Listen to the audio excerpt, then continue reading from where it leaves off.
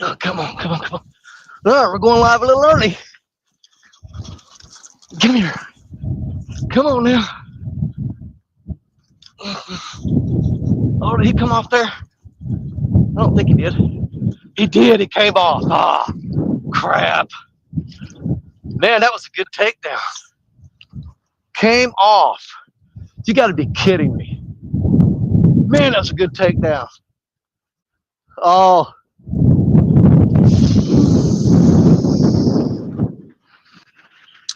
Well, that crap sucked. Oh, man.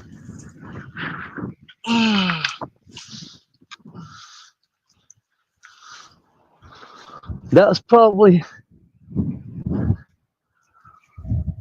that's a little bit better fish than I was expecting, I think. I got the fishing line all over me. What is the deal here? I'm gonna wad that crap up. Just pile it up by our chair. We'll haul it out of here. Versus getting it wrapped up on foot. Yeah, I'm set up for small channel cats. I got 4 and 5/0 hooks on there, and sitting here waiting to go live. And that first rod just bent down really hard. I mean, he slammed it. And best I could figure, it probably that 4/0 hook probably just pulled on him. That fish was a little bigger than I was expecting. I am chasing some small, like 1 pound, 2 pound channel cat. That's what I'm rigged up for. And that fish was a little bit bigger than I'm set up for. He slammed that rod too. That was on a little minnow that I had. I've already got 6 fish in the bucket. I can show you one of those. I've already caught 6. I got over here. I had to leave stand day because the river was just tore up. And I ran over here and I started fishing. And I'm catching them on worms. Unfortunately, now I'm out of worms. But I did catch I've got 6 of them. Come here. I've got 6 of the fins. I've got 6 of them that are like whole eater size. I'm gonna just skin these out, cut their heads off, gut them, cook them up whole. Yeah, 6 in the bucket already, but they were hitting worms. I'm out of worms. That fish that just hit then that we just lost, that was on a little minnow, about 3.5 inches long.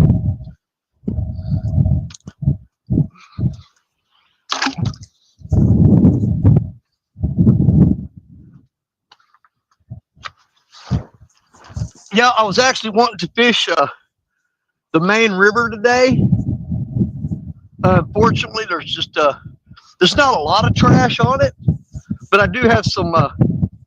They're coming down like it'll be a big group of logs, and then it'll be clear for a while. Then a big group of logs. But I had 6 rods set out over there during stand day, and I'm just not about giving away a whole lot of rigs into the river today. I lost my hooks, my sinkers, my swivels. And I said, you know what? Forget that. I'm not going to sit here and just throw, man, that fish stuck crap out of me with that little tiny fin. I'm not going to sit here and just throw gear away into that river right now. All right, let's say hi to everybody. Scrolling back. Why don't it's always do that when I hit that button? What did I do? What did I do? I just knocked all my chat out. What did I do?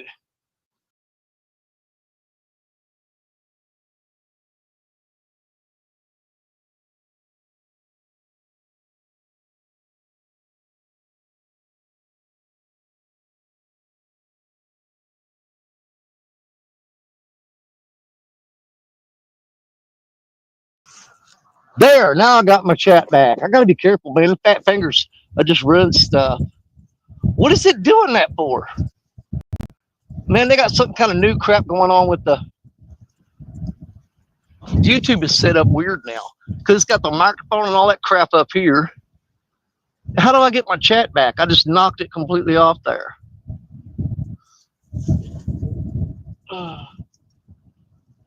Every time I touch chat, it disappears. Let me refresh one more time, guys.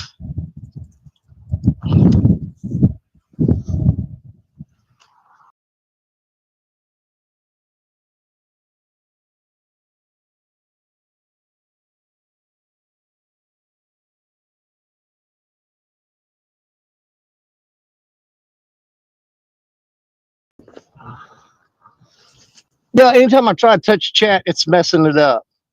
I think what it is YouTube's trying to force you to doing that vertical screen crap because I noticed that it's got my, oh, there's my old school stuff back. There we go. Okay, it had the mute the mic and all that stuff up in the top right corner. I don't like that.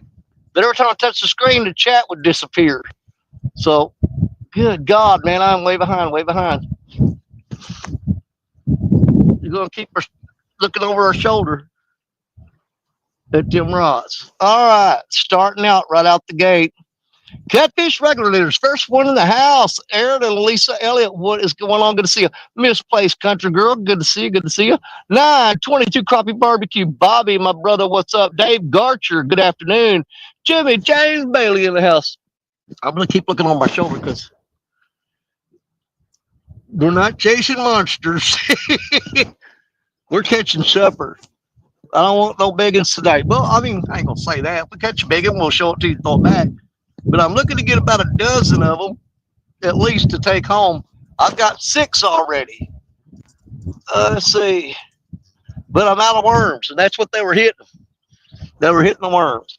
Mary Mercer, my sister from Canada. Oh, Canada. Mary, what's going on? Jim James Bailey, River Cats Tackle in the house. What is going up, Mr. John? Knock him out, John. It won't be long. Yeah, Dave Garcher saying hi to everybody. Everybody saying hello, hello, hello. Indiana Chris in the house. I was watching, what is her name? Oh my God. It's a new channel that I found. It may not be a new channel. It's one that I found yesterday. Flutter Yo. Yeah, Flutter Yo.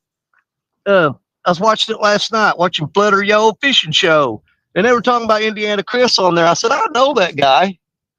So it was on a Flutter Yo Fishing Show talking about Indiana Chris. So that boy gets around. The Weekend Angler. What is up, Joshua? Good to see you. Man, I started off there off the bat, big, huge takedown, and had the line set up ready to go. Like I said, I've already got 6 fish in the bucket. They're about that big. Wait a minute. They're good whole eater size, though. That's what I like. I like the whole bone-in catfish. That's the ones I want to eat. But, yeah, they were biting worms, but I'm out of worms. So we're switching over to minnows, and we'll try some cut bait in a little while, see if there ain't something might eat that. We'll see. We'll see. Small water charters in the house. Oh, we got catfish regulators with a $20 boom super chat. What is up? Thank you, thank you, thank you. I put it said big fish energy. Probably not in this spot. Now, we're not going to say absolutely not because this is a spot that I was fishing. Hey, check this out. Matter of fact, this is a spot I was fishing with Jerry Parker, and we got back basically the same conditions, same water levels. Well, not really. It was a little deeper than this. This is where I caught the 63-pounder in February before CatCon on the Lisa Elliott rod. Right here, same place, same time of year. We got a 63-pound blue cat here off the Lisa Elliott rod. I ain't got her rigged up yet. I broke off all my lines over on Mississippi River, and I got 4 rods rigged up. I grabbed the ones that still had hooks on them. That's why I throw them out there. But, of course, I'm going to have my River Cats tackle stuff out there, my Ancient Mariner gear out there. But I'm also using the little Freddy rod. Man, there's skipjack or something jumping right there. I'm going to have to throw a freaking net. Find out what the heck that is. There's something jumping right there, small fish. I may have to throw a cast net, see what that is. But anyway, thank you, Lisa and Aaron Elliott, for the $20 super chat. Appreciate you. Jim J. Bailey, Dallas Lieber, how you doing? Let's see here. Everybody saying hi, PB Cat. Paul Boyd. Paul Boyd's in the house. Oh, I got a cucumber on my elbow, sticking me. I just rubbed that thing and it stuck the crap out of me, man. Those things, they're not like the sawbriar or a thorn, but they're very irritating when you poke your skin with them. I had them all over my bait towel a while ago. I had to just like get them all off there. There's a crap load of them. Small water charters. Nice try there, Mr. Dunnigan. Mike, a.k.a. Josh Dunnigan. Mike, I ain't falling for that crap. Besides, that's an old one. That's one you got Lost Stokes on. You ain't getting me on that one. Catfish and crappie, Mark, what's up? Oh, we're getting tapped on that rod with this. That's got the minnow on it. Same rod that we just lost a fish on right there. Same rod that we just lost a fish on. I've got 4 and 5/0 hooks on there, people. Oh, he's pulling. We're going to have to be gentle with them because we got little small hooks on there. We're anticipating catching small channel cats is what it is. And I wasn't prepared for the one that bit at the beginning of the show. I wasn't ready for him. I was not ready for him. I was outgunned and under-equipped for him. He's still tapping on it. We'll keep an eye on that rod. That's acting channel catty, so I'm looking for anything 2.5 pounds and under is what I'm looking for. Because I want some good whole eater fish. I want the whole fish. You know, I don't want to fillet them, none of that. I just want to skin them, gut them, chop their heads off, throw them in the grease. That's the size I'm looking for. With the little tails on there so you can eat them up like tater chips. You know what I'm talking about? Yeah, some of you country folks know what I'm saying. You know what I'm saying? Okay, Mike Young, what's going on? Good to see you. Let's keep going. Let's keep going. Everybody's saying hi to everybody, which we always love it. We love it. There's several people out there have got, I sent the link out to them to come up on panel with me. And the link, I think, is pinned at the top of the chat also. Or anybody else that wants to join. But I'm looking for maybe Jerry Parker and Old Boy Outdoors and Mr. Zepco, Ethan Levi. He's out there somewhere. They all have the link, and hopefully they'll pop up and hang out with us today. We shall see. Hillbilly Moonshiners, welcome in. Cujo Artsfield, howdy y'all. Good luck, Daddy. Enjoy well, it is so warm out here. There's some wind blowing, but it's not cold. It's not cold at all. Matter of fact, I'm going to probably take these coveralls off because I'm fixing to start getting sweating down in my nether regions. Getting a little bit sweaty. Sweaty. Man, boy, today'd be a good day to snag too because I'm seeing big, giant, big head carp and silver carp. They're out there rolling and surfacing on the water up in here. That was flat out catfish right there. Just came up by the bank. I seen him tail flip. That's catfish. I don't know. It might have been a gar. It looked like catfish tail come out of the water. Might have been a gar. But it looked like a flathead. It was yeller. Okay. Catfish dog. What's going on, brother? Good to see you, Mr. Tim. Thank you for coming in. Let's see if we can get to the bottom here. Catfish dog saying hi to everybody. Everybody said, I think back to the bottom. Well, just a warning, folks. He's not wearing anything. Whoa. Under those coveralls. Well, there's a 50% chance he ain't lying. Yeah, 50-50. You don't know. Maybe. I don't know. We'll see. Old Boy Outdoors moving to a new spot. Be with you soon. Okay, Larry, we'll be looking for you. I'll try to keep my eye on the basement. What happened to that fish that was tapping on that rod? Did he quit?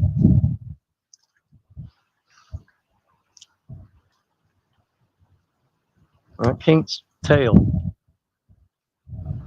But yeah, we had a really good takedown. I was sitting here waiting to go live. I had the live stream loaded up and ready to go. All I had to do was hit the live button. You know, I was sitting here doing all that, looked over in that first rod. Man, he had it pinned. It was pulled down hard.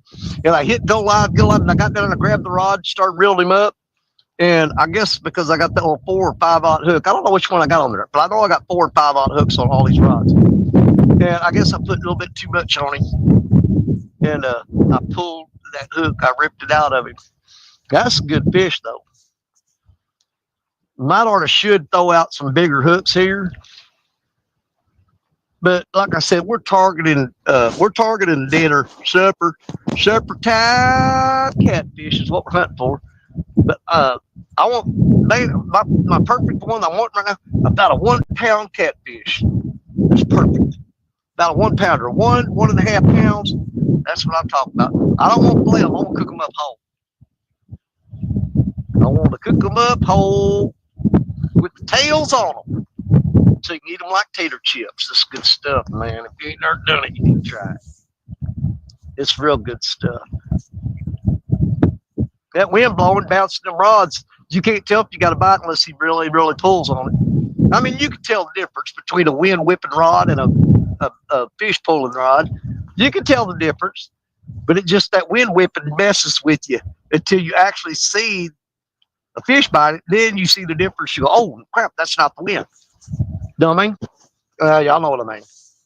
There's a very distinct difference in the pull of the rod between it bouncing and it pulling. Way different look. Totally different look. And I got a big old shiner head on that thing. That's what it was. This big old shiner that's on that rod there. I don't think he's gonna nibble that off there none too quick. You know what I'm saying? We'll try to keep an eye on you guys, keep an eye on these rods too. We'll see.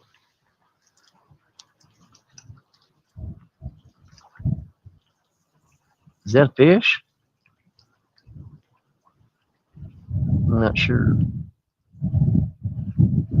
That may be a fish. Somebody playing that boogaloo music back there. What is going on here?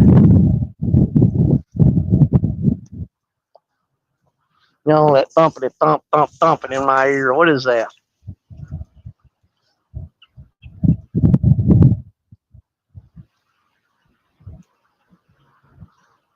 Ooh, that line there's totally slack. Let's go reel that up a little bit.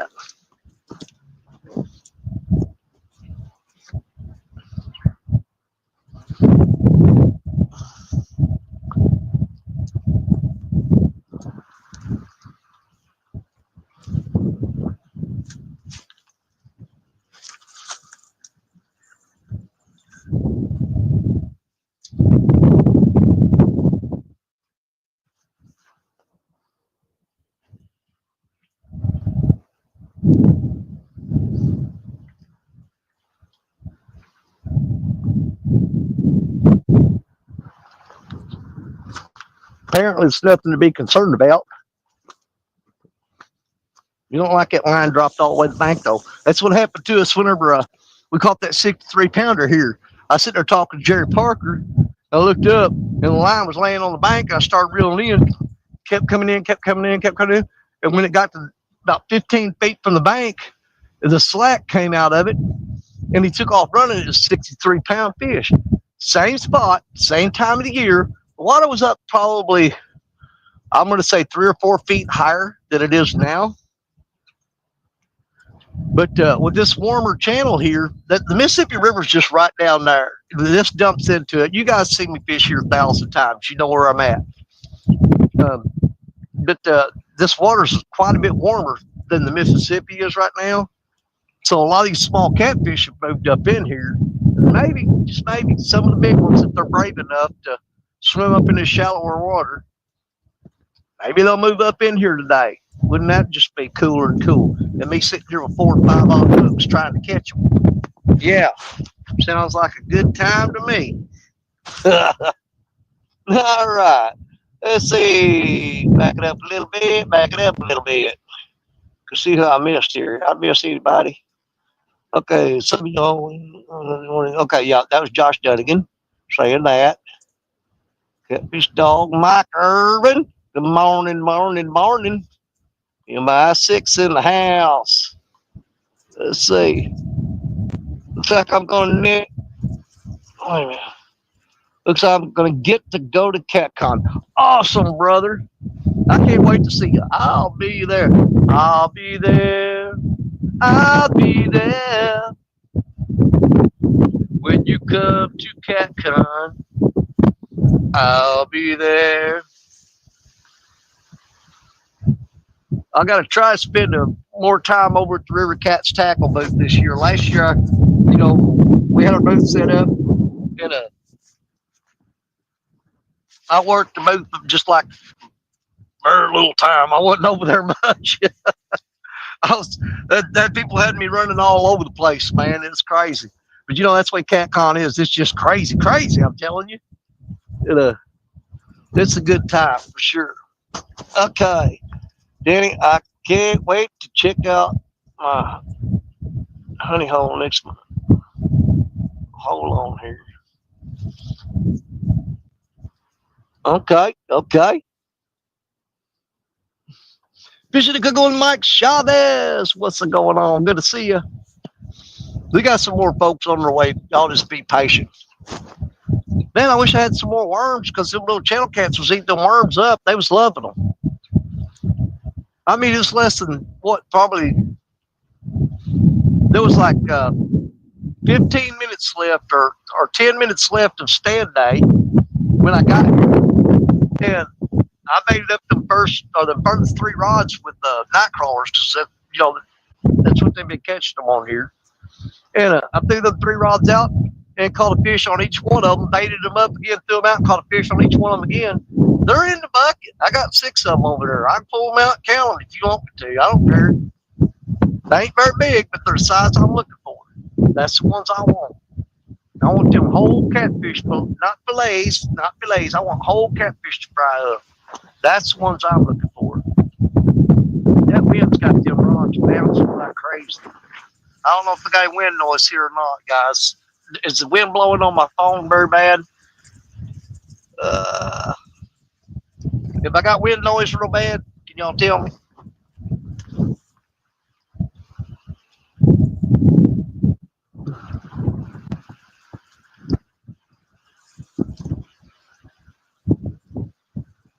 I think we're supposed to have that wind gust all day today. I'm not sure. Got a little bit of wind noise. I don't know what to do to remedy that situation. I don't have my thing with me. Not real bad? Okay. Well, if it gets real bad, I'll go up the truck and get something and stick over the phone or something. I'll do something. Well, I just don't know what to do about it because it's probably going to be because the microphone's coming off my hearing aids. It's not coming off the phone.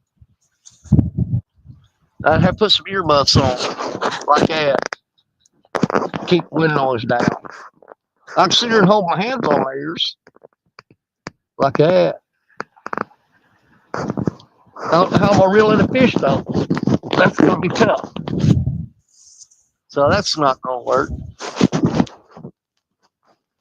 Yeah, let's see, they tested good on the new product yesterday. Nice. Testing went good on the new product yesterday. Yep. I'm glad y'all let me test some of that stuff. I know Creole always gets first bite of everything. It's like, when you get KFC, the Creole grabs the bucket, eats all the skin off the chicken, and then passes the bucket to the rest of us. You can get a piece of chicken, ain't no skin left on it because Creole done ate it all.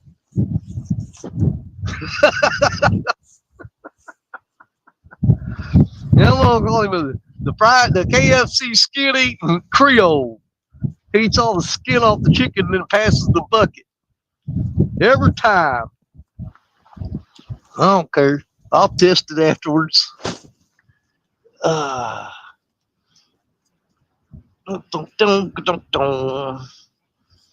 Danny, does skipjack work really good for flathead? I have caught a few flathead on skipjack.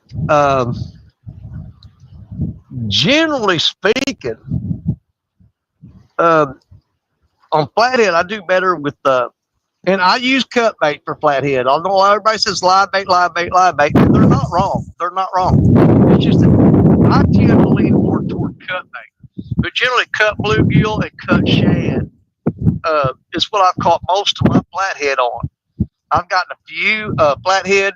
Uh, most of the flatheads I've caught on skipjack, believe it or not, it's the big old headpiece. They seem to like that headpiece for some reason, which most fish do. I don't get it though. It seems like there's more meat on the body section, but they'll eat that freaking head every time. Go figure. What's up with that? But yeah, usually most of my flathead I've caught on shad, or cut bluegill. Yeah, you know, I don't give as much opportunity fishing with live bait as most people do.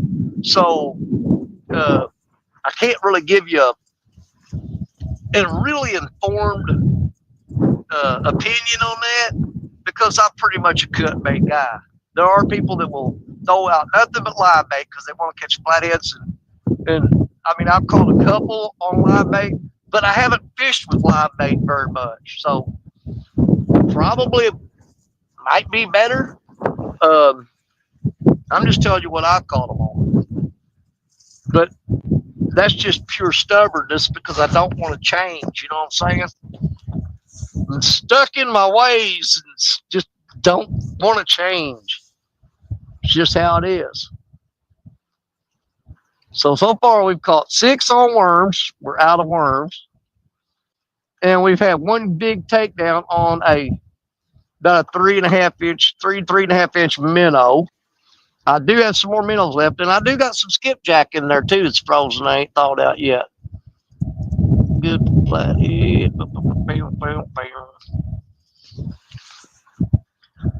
Well, I know he ain't picked that headpiece off of there. Surely to goodness he ain't picked that headpiece off there. This water's a little bit warmer. It's quite a bit warmer than the Mississippi. Man, I wish I had some more worms.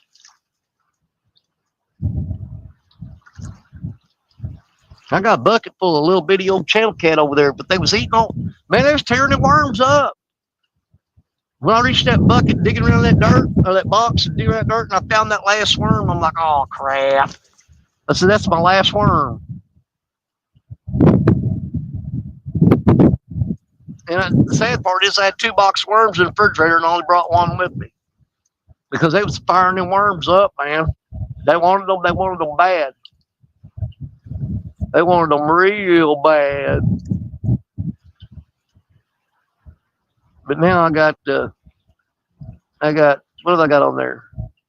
I've got minnows, and there's chicken on that rod. There's chicken on it. Try and get them channel cats by chicken. Man, that's a big old fish. I don't know what it was, but it come out the water. Probably one of them big old invasive carp, most likely. More likely than not, that's what it was. That's what I'm gonna call it. Live bait for flatties work great, but use what you're comfortable with. Use what you're comfortable. I'm comfortable fishing in my underwear, but that don't mean I'm gonna do it.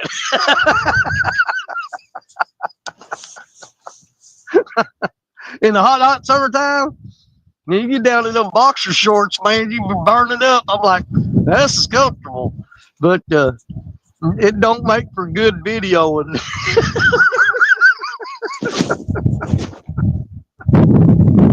Because even though you know there's some people out there that would tune in just to see that, they ain't gonna chat because they don't want nobody to know they was there.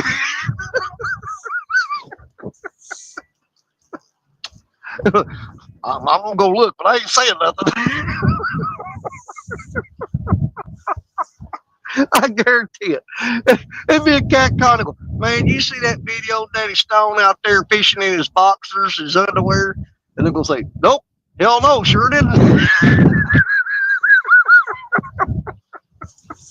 Nope, didn't see a damn thing.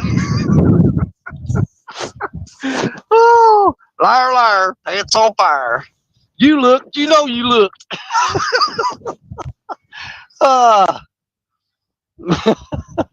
Oh my gosh. Oh, I kill myself sometimes. Oh, catfish dome. Fishing fever. What's up, buddy? My buddy Austin. That's my granddaughter. And y'all have heard me say it 1,000 times, and I'm always going to say it for all the people. Because you know what? Sometimes there's people that just ain't heard me say it. So I'll say it again and again. But yeah, two of my favorite people, or two, not my favorite people, well, they're my favorite people too. My granddaughter has a list of superstars that she admires. And she absolutely loves Austin from Fishing Fever, and she loves Stand 3. She's a huge fan of J Dog, and she has a little bit of a fondness for D. I don't know how she feels about Chad Fields, but she likes D. I guess my asked her, said, "Do you like Uncle Chad?" And, yeah, he's all right. He's all right. Man, who is that playing that right there behind me?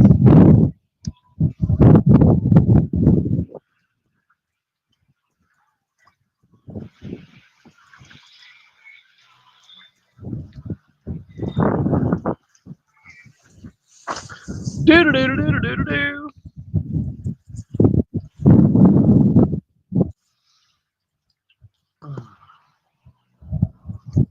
Man, I wish I'd brought that other box of worms with me. I'm sure regretting it now. Shoulda, woulda, shoulda, woulda, coulda. Shoulda, woulda, coulda brought them with me. But I didn't. Because that's just how I roll. If there's something way that somehow I can screw it up, I'm gonna. Every daggum time. Either bring the wrong thing or, well, I didn't bring but one box of worms. I should have brought two. Reeled down, fought that one fish that too hard on a 4-aught hook and let him get away. I don't care. I'm out here doing my thing, man. I don't care. I don't care at all. Don't bother me a bit. I've got 6 catfish already. And I caught a bass yesterday, and Jonathan Small Water Charge in here. I don't know. I killed that bass and played him.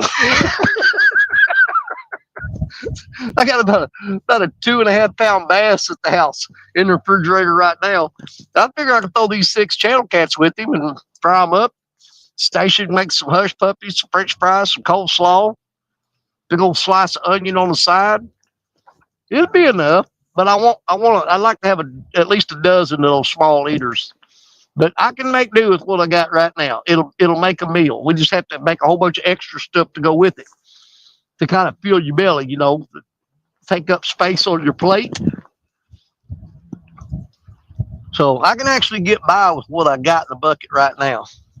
But I'd rather have a little extra, because I like to eat. I don't want to eat. I don't like vegetables at all. I mean, she makes pretty good coleslaw, and hush puppies, they're all right. But if I can just have a big old heap and pile plate of catfish, I'll eat that and forget the rest of that stuff. That'd be my preference. You know what I'm saying? Catfish at Fresno. What's up? What's up? Good to see you, Fresno. Jersey in the house. I don't know if I saw Jersey yet or not. Man, did I miss some folks here? I'm scrolling back a little bit. That's what it said hi to Austin, so I think I saw that. I might reel that one rod up and check it. It was getting tapped on pretty hard a while ago. I don't think he got that bait off there because, like I said, it's a headpiece, and they usually stay on a little bit better. But you never know. You just never know. Want to be outdoors, Matty Matt? What's up, my brother? Good to see old Matt. Oh, Matt, he lives a few hours from me down there in Arkansas. I'm in Missouri. He's in Arkansas. But he comes up and hangs out with us every now and then. It's been a while since we got to see old Matt, so I'm hoping he gets to make a trip up here. You know what? That's kind of selfish. So, Matt, come up here. Matt, come up here. You know what I need to do? I need to go down there I need to go down where Matt's at because what I got coming up in what I got a hankering to do. I want to do some freaking trout fishing. Now I've got some plans to go fish with some of my army buddies coming up, not far off from now. We're gonna meet up with a few of my uh, guys that I was in the service with, and we're gonna probably do some trout fishing. That's my plan. But you know what? It wouldn't hurt for me to make a trip down there and go see old Matt and do some trout fishing with him because I know he knows some good spots to trout fish.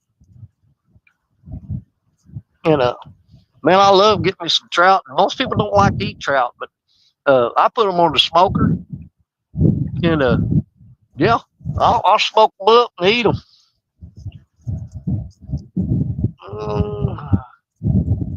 Packaging up some fudge. Uh-oh. Hold on. We got somebody in the basement. Oh, it's just Jerry Parker.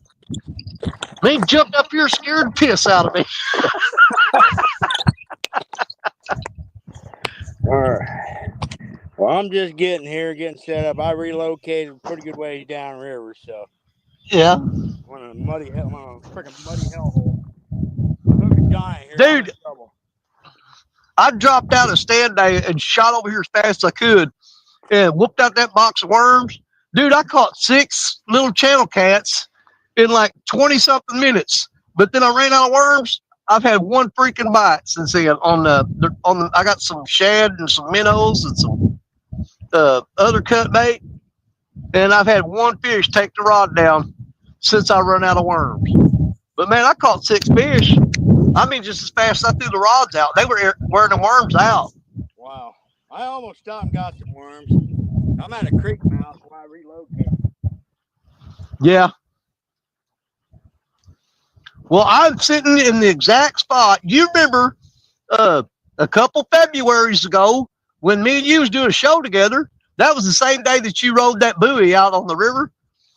I'm sitting in the same spot where I caught that 63 pounder back in February. Was it like 2 years ago? It's been a minute.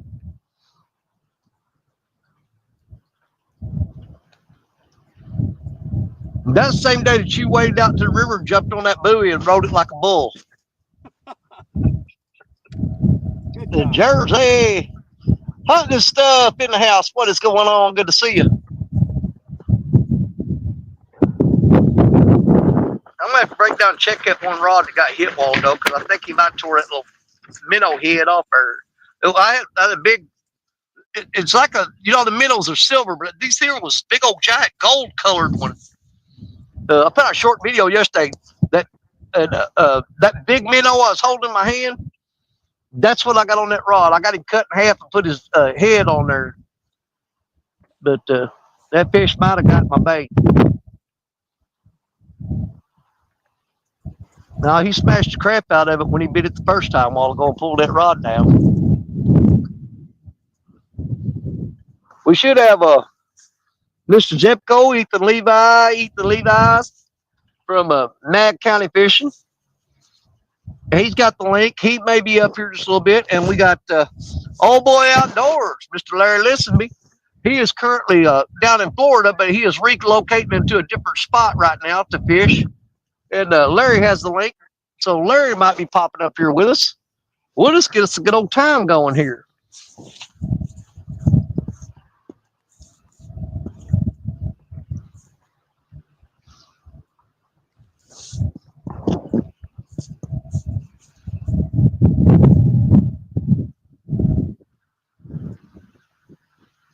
We were running the short rod today, man. I got that Ancient Mariner Evil Eye out, and I've got the little 5-foot Freddy rod. It's out. But then I got my 10-foot Ancient Mariner and my 7'6" Ancient Mariner rod out. So all 6 of the rods that I had set out on the river during stand day, they're sitting up there in the truck. I broke the rigs off every one up, and I had these rods already rigged up, so I just grabbed them and ran down here. I had both my Mad Catch rods out over there on the river. Broke the line off of them. Had Black Betty out there, broke the line off her. And my other two Ancient Mariner rods, I popped the line off them. So I just grabbed the ones that I had already rigged up and ran down here with them.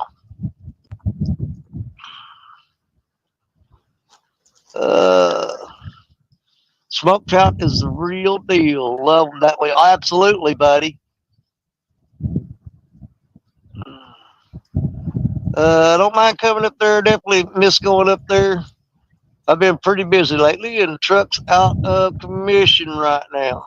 Well, I mean, we'll figure something out. But I definitely want to get together with Maddie again. I don't care if we fish up here or we fish down there, but I ain't got to hang out with him in quite a while. I'm definitely of a mind that I want to do something about that. I want to do something about it because we love hanging out with Maddie. He's good people.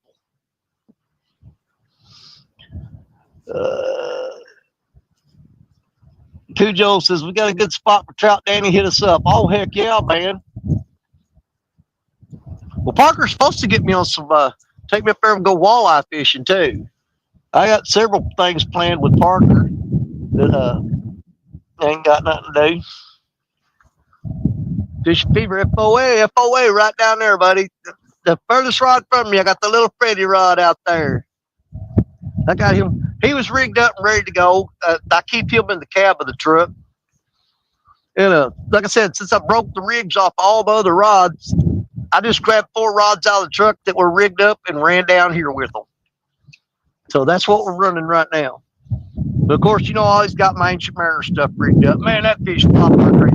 Man, I tell you what, I wait to see if my back feels good enough. I may go rig up a snagging rod. Dude, I am so sore yesterday. Yeah. Dude. Well. We caught our limit of paddlefish, and I don't know how many of them big old Asian carp we caught, and then we caught a few blues, we caught a few channel casts and the regular rods, and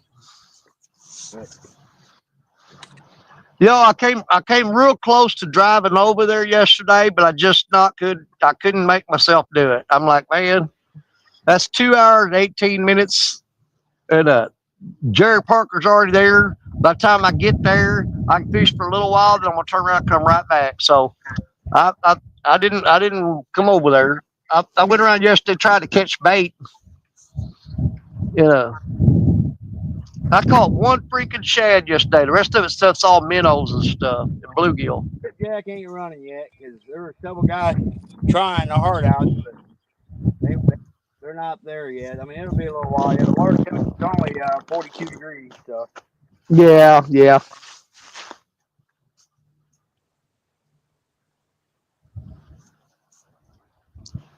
Well, I've caught a couple throwing the net over the past couple weeks here, but of course the water up in this tributary is way warmer than the river too. But the ones I've caught, little 5-6 inch long ones, so they're not very big. I wish artists freaking rolling. Yeah. One of my fended rods had the old 8/0 crimson red. When a rod gets pulled over on the edge, pull and drag, fight, I think, man, I got me a good cat here. Heck no, big old freaking paddlefish that swam through the tail hook. There you go. They were that far wall across from where we fish, Yeah, I know what you're talking about. The paddlefish, they were just stacked in there like cordwood. Really? Yeah, we caught, like I said, you're allowed to. We snagged our 2, and man, we hooked several others, and we seen a bunch of them get caught yesterday. Do you like those paddlefish? Oh, I love them, dude. I'm gonna have paddlefish tacos tonight. Well, I've only caught one in my lifetime. I snagged one time, and I took it home, went to clean it, and when how you cut the tail and you twist it and pull the spinal cord out and crap. Yep. Anyways, I went to cut it up into like steaks, and man, that thing has so many worms in the meat. I was like, nope, can't do it. That fish was wormy as all get out, man. Well, these guys definitely I got a massive bowl of meat out of them last night. Yeah. Well, the only one I've ever caught, I caught on the Mississippi. I didn't catch it over there at Kentucky. And man, that thing was just as wormy as it could be. I mean, I just looked at it and I'm like, man, I know if I cook it long enough, them worms turn into meat too. But I just ain't got no. Yeah. I Yeah. don't know. It's just not in my palate. You know what I'm saying? Yeah. I Oh, agree with you there. I just ain't eating no wormy fish, man. I just ain't got no desire whatsoever at all for it.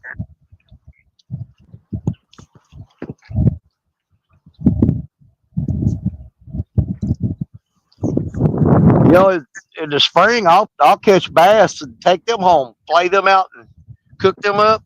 But I will for around here. I won't eat a bass in the hot summertime because when you play them and you hold them up to the light and you look, you'll see these little specks inside of them in the meat, and you dig in there, pull it out, and it'll be a freaking worm all balled up in the meat. In the Yeah, you summertime, see that they a get lot in the creek fish in the summertime. yeah, they get really really wormy, man. And I ain't eating no worm. I don't care how good you cook it. And that worms are good protein. I'm sure they are. The next time I catch a bunch of wormy fish, I'll ship them right to you, and you just protein them right up, buddy. Get all the protein you want out of them.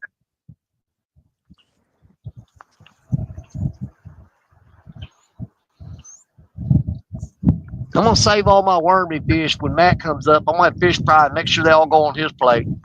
Here, Matt, save these special just for you.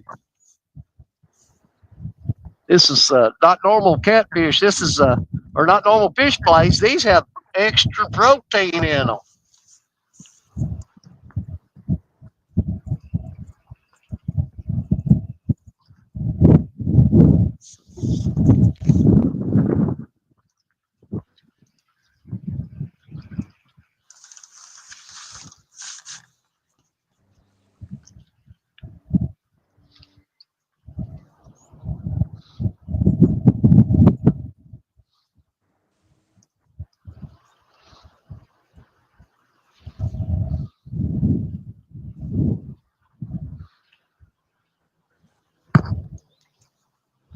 I'm thinking I'm gonna check the bait on that rod there. I'm not sure.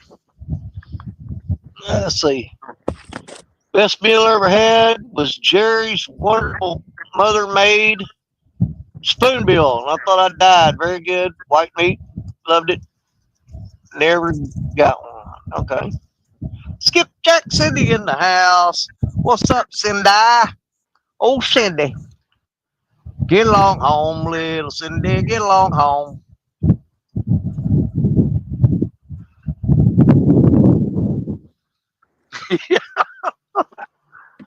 I need to check that bait. I'll be right back. I gotta check this bait. Get a good look see on this thing. See what's going on. That rod got bumped a bunch of times a while ago. It's got a stick on it. I see that.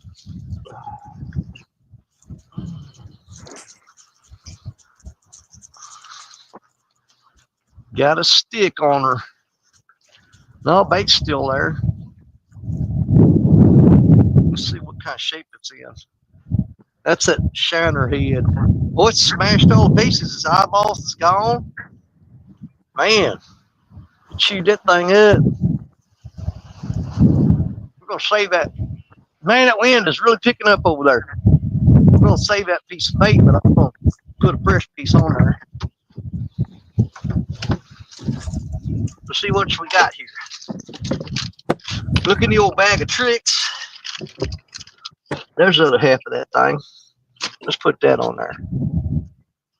Let's put that on there.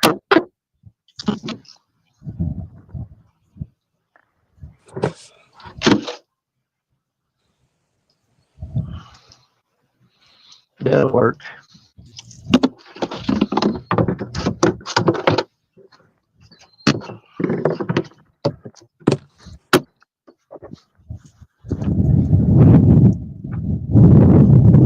Take that headpiece off, put a body section on there, see if that does it good.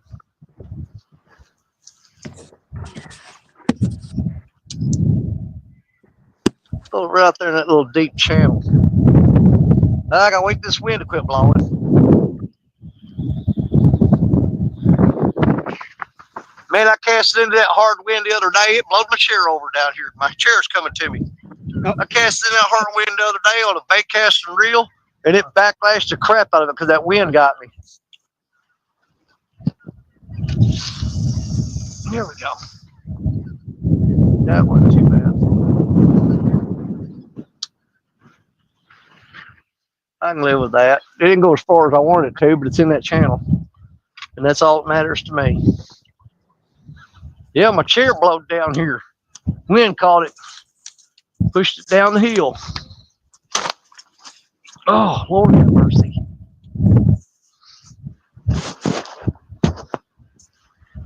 Come on, little fishy. Little fishy. Won't you come and bite my hook, little fishy? Or not. I mean, just whatever you want to do there. Put that bag of Cheetos in here.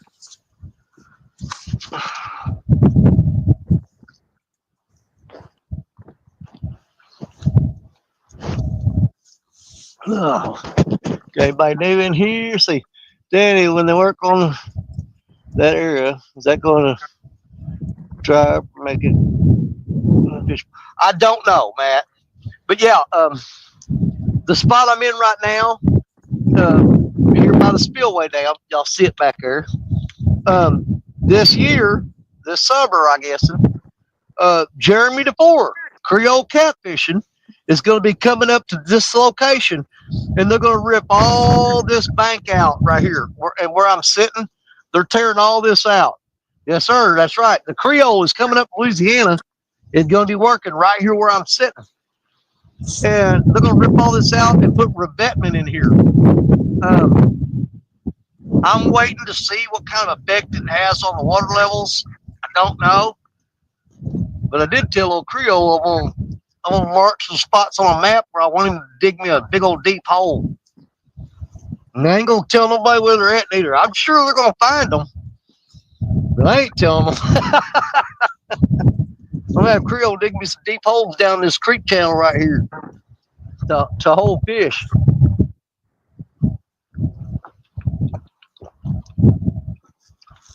Problem is, more likely than not, they're probably going to fill up with carp.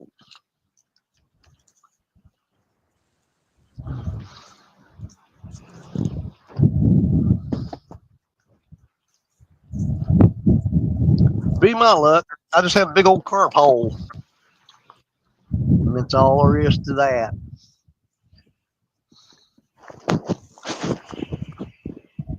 Man, you just got to get just the right angle to be able to see. There, dig out a sanctuary, exactly.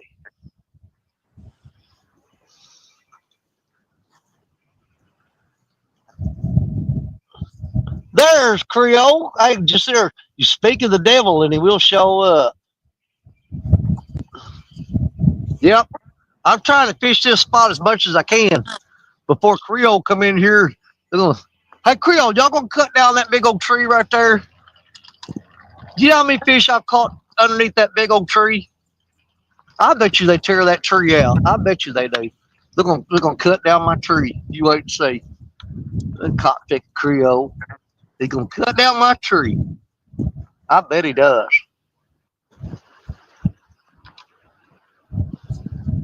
Hey, when you cut that tree down, call me, because I got a bunch of sinkers and hooks up to the top of it I need to get back. Tree will come down. We'll have to grab the ghillie shoots and airsoft rifle and hide the bushes and get popping there so often. I like the way you think, sir.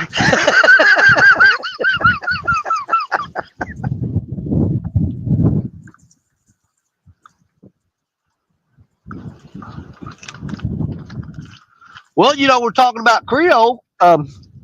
You've actually got some job projects that you're going to be coming down here for too, don't you? Yeah, new magic power plant. We got the contract on it.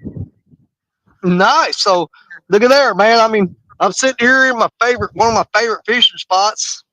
Well, in the general vicinity, let's say, on the Mississippi River. And I want to have Jeremy DeFore, Creole catfishing down here working.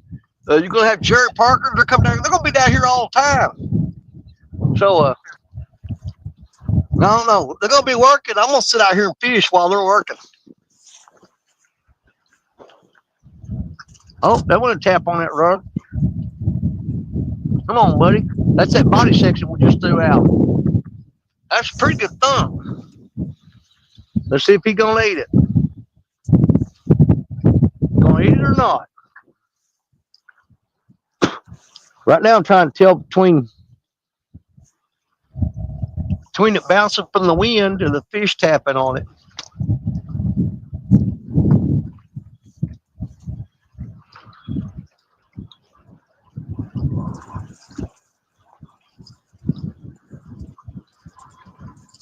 Now the wind's got it bouncing, but that was definitely a fish popping that line because you could tell the difference.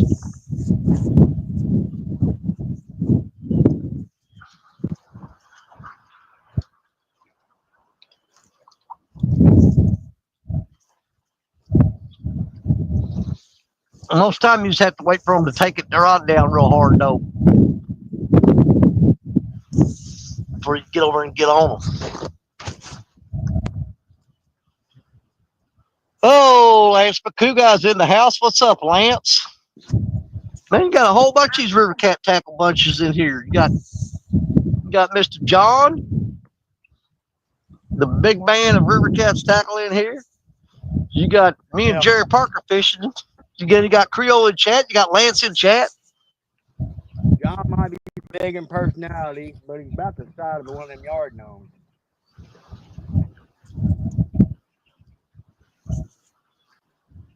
Yeah, he ain't a real big feller.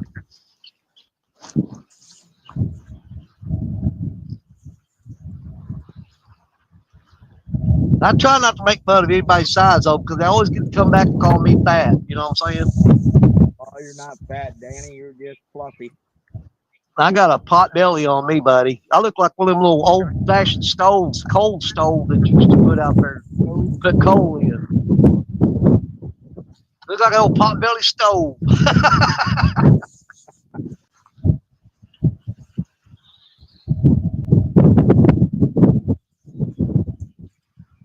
Oh, I wish that wind quit blowing. It makes it hard to tell if that.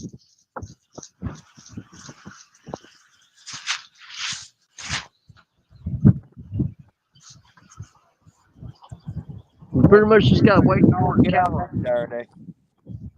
Do what? It's supposed to be windy and rainy next Saturday. Are you serious? Yep. You're killing me, Smalls.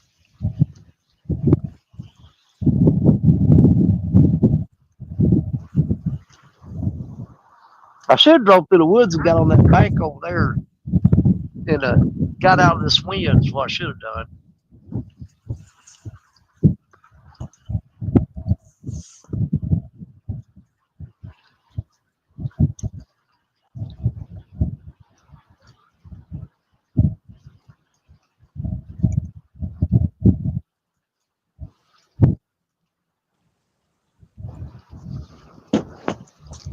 Man, I wish I'd brought that other box of worms with me.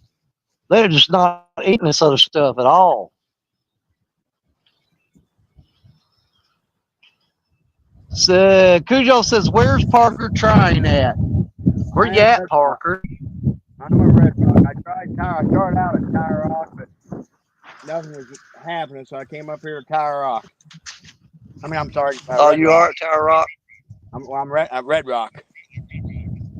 It's probably about 20 miles upriver from Tire Rock. Okay.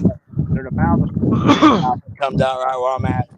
And there's a dike over there across the creek from me, and it's a pretty deep hole. I've caught some big fish here in the past.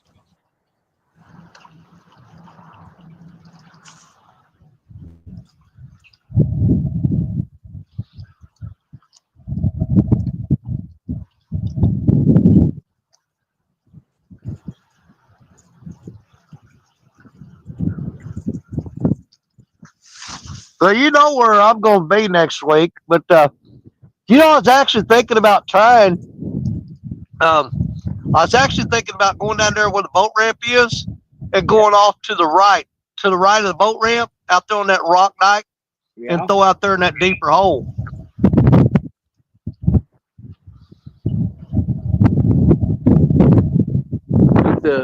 I'm gonna bring my bicycle and my cart with me just in case and make that long run. Well, the thing I worry about is supposed to get warm next few days. They may shut the units off. Yeah. If they do that, it's gonna be tough. This sucker was Well, freezing tight. it ain't gonna be tougher, no tougher than any other place I've been fishing lately. The bad thing, I don't think them little channel cats, none of them will make a pound. Ain't none of them.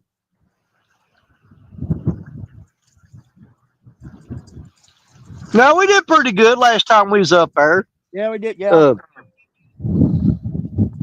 Uh, every one of those that I took home uh, was around 2 to 4 pounds, and Dunnigan got that 14 pounder.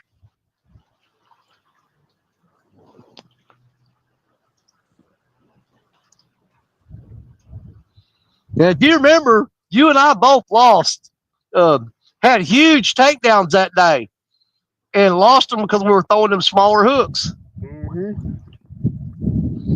I mean, I had that one man. He pulled the rod. I thought he was going to rip it out of the rod holder.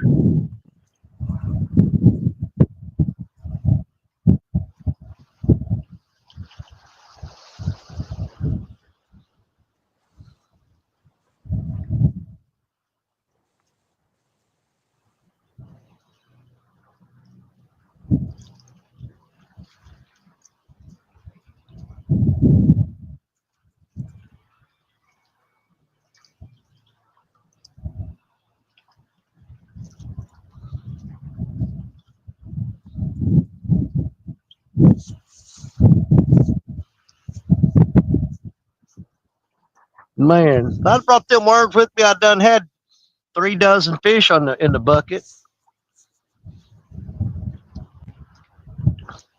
I mean, they ain't big, but man, they eat these worms up. I mean, hold on a second, I'll show you.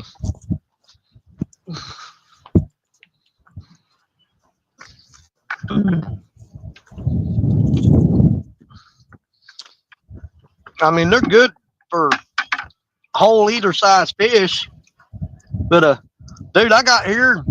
I caught 6 of these in 20 minutes. There's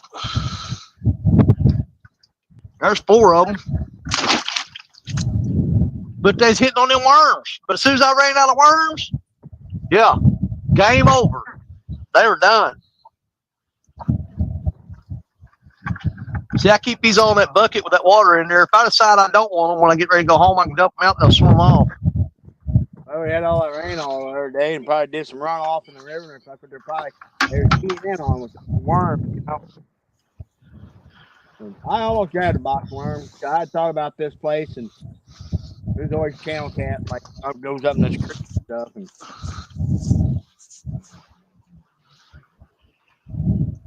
Well, I mean, when I first got here, excuse me for a minute. Oh, that felt good. You know when that sneeze gets there and you're sitting there holding, waiting for it, and then bam, and then it gets. Anyways, I love a good sneeze, man. I do. I just gotta be careful I don't blow my teeth out to the river. Always turn away from the river when you sneeze so you don't blow your teeth out into the water. But dude, when I first got here, like I said, set up, I threw out the 4 rods. Before I threw the 4th rod out, the other 3 had bites. I caught them fish just as fast as I could reel out there.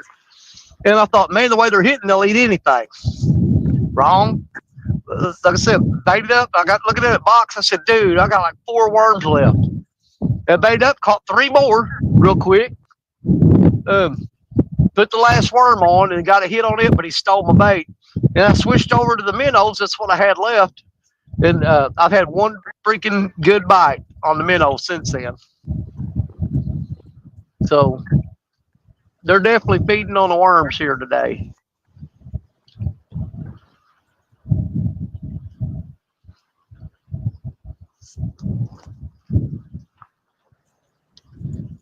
Oh, that's crazy how sometimes they'll get 1 bait That's all they want. That's all they want. I don't care. You throw whatever you want out there.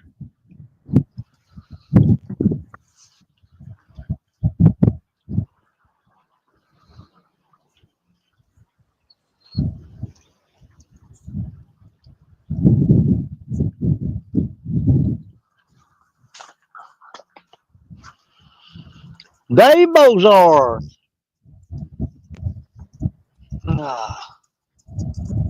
Let's see. I really like the rock point Jerry fishes up where he lives. Where spot I'd like to fish with him. Okay, so Want to Be Outdoors says he definitely wants to go up there. I think he's wanting to go to Tower Rock. That's where he's wanting to go. Yeah, Matt, love to have it. It's one of those things. Like I said, I'll tell you right now, buddy. It's not a numbers spot. It's not. No, it's not. But if you can catch there though, or we'll make up for it sometimes. Well, as best I know, I'm the only one that's ever caught a small fish there. If you remember, it was the when they teamed up the boat and the bank anglers, and I was fishing with what's his name, Roy Thornton or whatever his name was. He was my boat guy, Yep. And me and you went up there, and I had that brand new rod that I got from Jody, and I threw it out there. And first off, James was saying, "You're not gonna catch nothing on that new rod because it's a new rod curse."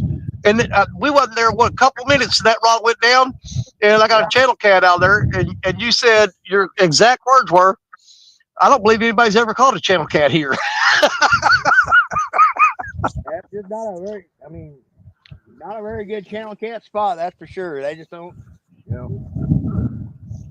Well, I know the last time me and you fished it was about a month and a half ago, or maybe a little longer. We did pretty daggum good that day. I mean, we didn't exactly kill it, but the last two times you and I fished that, the time before that, I got a 27 pounder out of there. Then me and you went again. I got a 33. You broke off a giant right there on them rocks, monster fish. And that's when I caught that 33 because you were hooked up on that big one and your other rod went down, and I grabbed it, 33 pounder. Then you landed, I don't know how many 20 pounders that day, and it was an all right day. It wasn't exactly one of our run out and brag about it days, but it was a fun day.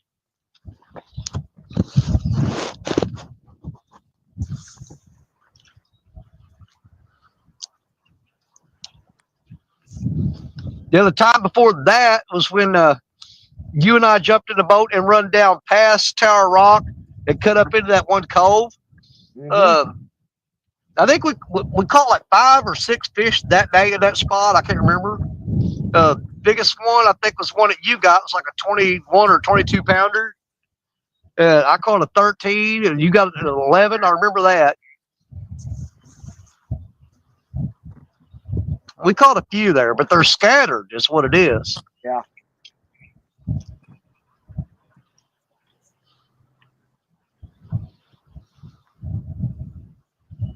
I need this freaking river to come up big time. It came up here. We're up about 3 feet right now from what we were last weekend. And that's why I can't fish the main river. There's not a lot of debris floating down, but you'll as soon as you get it seems like you get all 6 rods out, you can look upstream and it's clear. Nothing's coming. As soon as you throw that last rod out, go sit down, you look up, here comes a freaking tree. And it wipes out all 6 rods. You're like, crap, redo it all, throw them out there, look, everything's clear, go over and sit down, look up, here comes another tree, you know?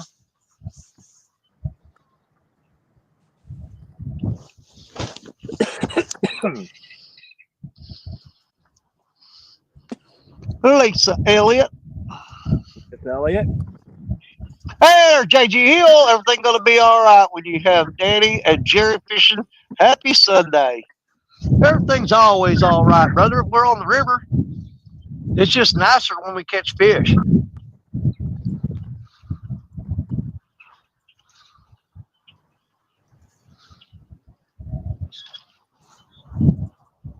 Well, I'll give them this. I've only got 4 rods out. They're my smaller rods. if we don't start catching fish for long, I will go rig up that snagging rod, but I'm not going to snag for a whole bunch because it'll have my back to hurt. But I'll snag a couple carp if we have to do that. Just get some fish on here. They're all out there, dude. They're flopping all over the place. Some carp. Yeah, I'm sorry I haven't seen anything roll up the creek now. Maybe part of the creek, but yeah, I haven't seen. Oh, they're going back. They're going back crap crazy here, dude. They're flopping everywhere. All kinds of carp out there jumping.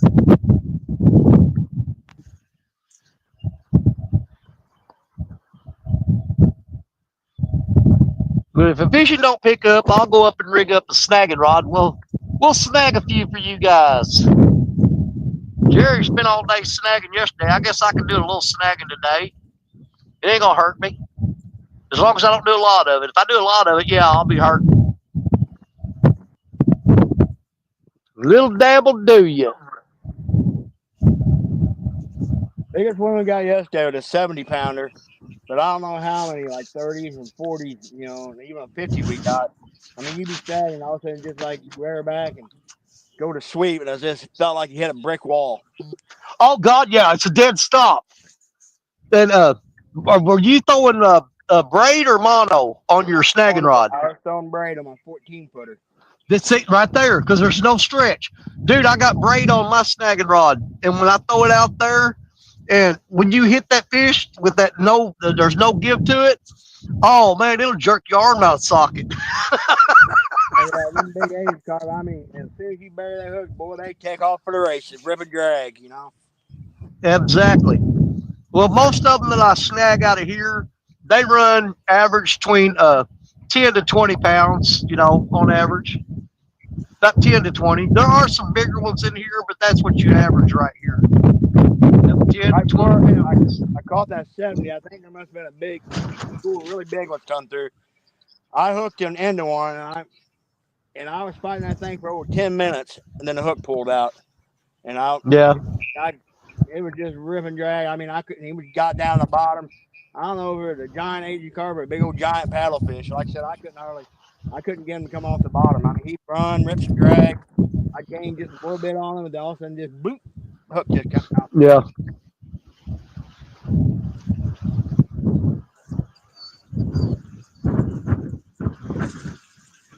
Yeah, think about them carp, man. If you snag them in to me, it seems like the hardest they fight is when you snag them in the side. Because first off, you're pulling them sideways, which gives them an advantage. But then they still got their tail free to swim as hard as they want.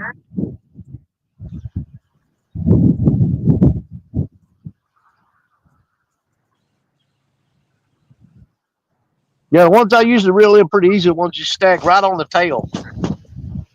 Yeah, especially if they're a smaller one, you can just drag them right in, yeah. Oh, yeah, drag them in backwards. Now, we'll rig up and snag one here in just a little while. We shouldn't have too much trouble hitting a carp today. Like I said, I'm seeing a lot of them jumping. I say that, and then I throw that thing 50 times and not hook a single one. You wait and see.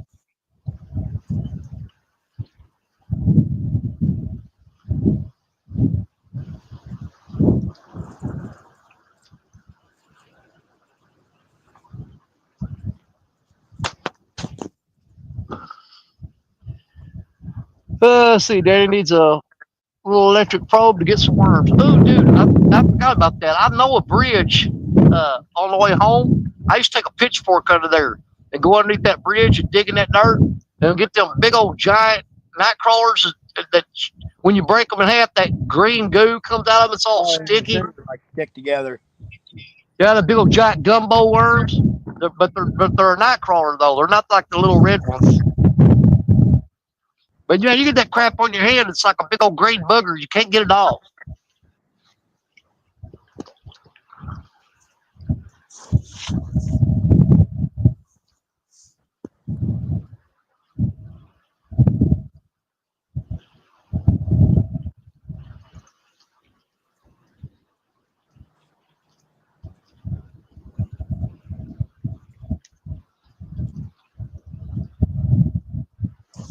I'm gonna take that chicken off that one rod and put a a fresh shiner on there.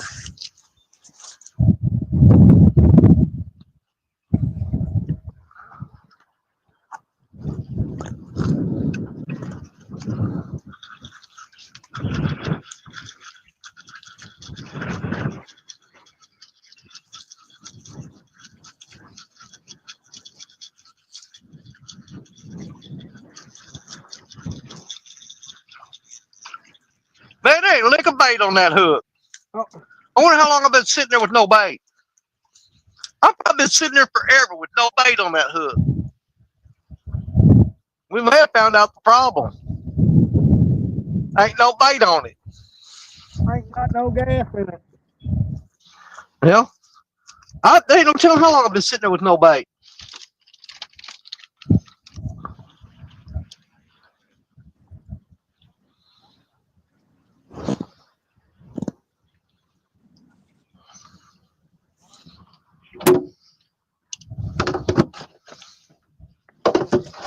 Come on, Bucket, quit falling. I'm gonna check these other rods. There may not be no bait on them. Yeah, I got a whole bunch of these little bitty old shiners like that I caught. I'm gonna throw them on their hole. I'm gonna hook him better than that though. I don't like that.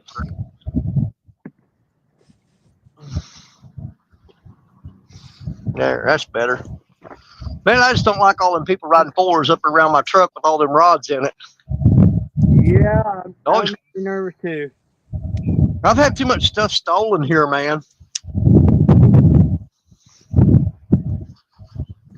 All right, let's put it back out there with some bait.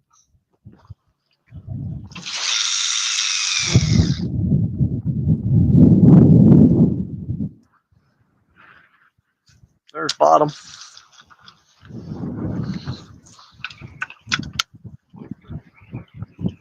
Might as well check these other rods. Oh, that's hung up. Did it come loose? Lord, no. That's hung up. Come on. I broke something loose.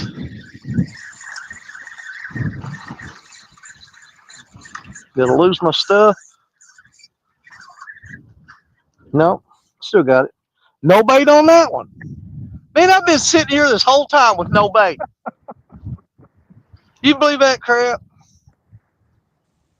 No bait on either of them rods. Oh, Tim, yeah, like piranhas, freaking ripping that stuff off. And Color me stupid.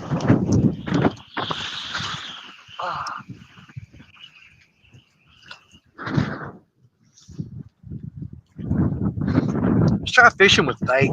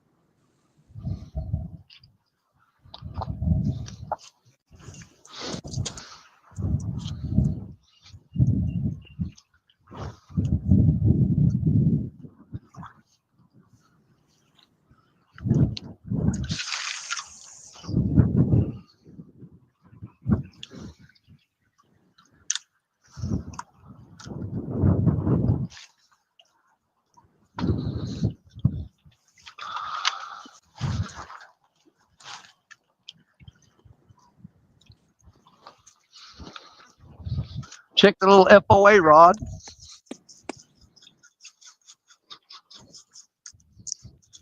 They get hung up right at the shoreline. Yes, I did.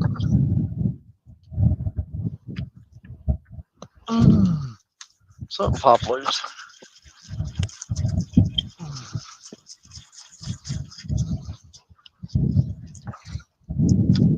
What did I lose? I lost my hook. Kept my weight though.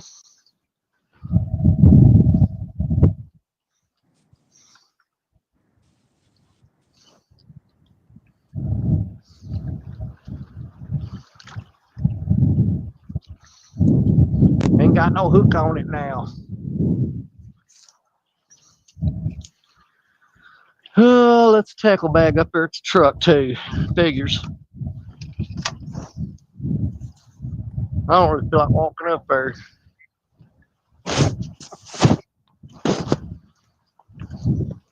Yeah, I walked way back and I got to peel out of here about around 3:30 and to get back to the freaking car.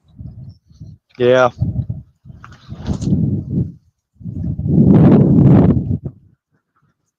I'll have to get back early enough to clean these fish because I'm planning on cooking these tonight.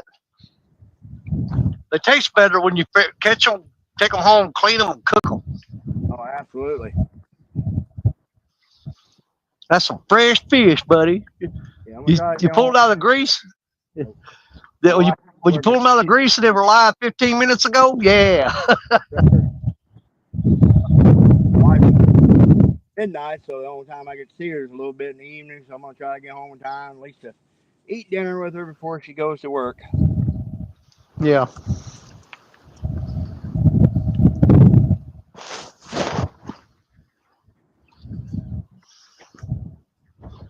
Yeah, then like next week, I know we won't see each other at all because I'll be working on next week. Cause I think we got to do a big Yeah. Federal Reserve Bank, and we got to do it at evenings at night.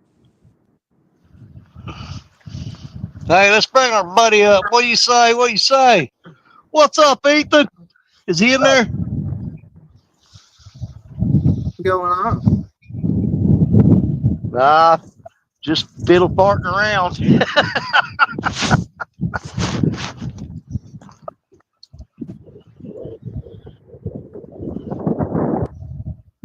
Boy, you got the wind.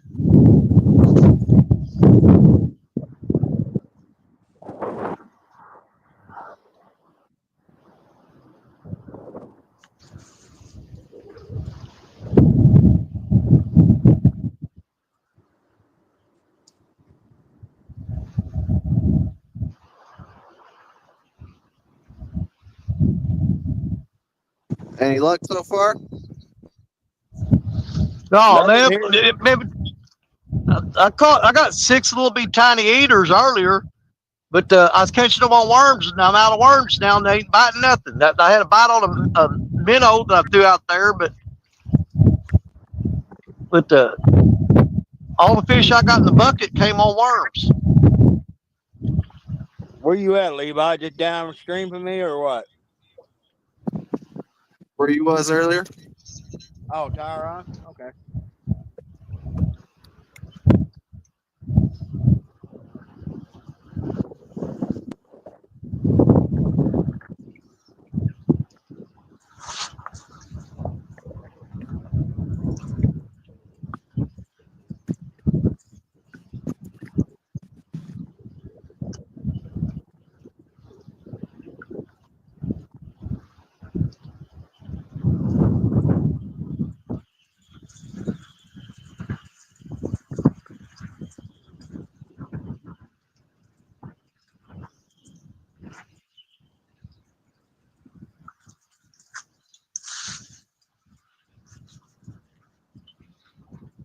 I still went and fished the old ferry landing.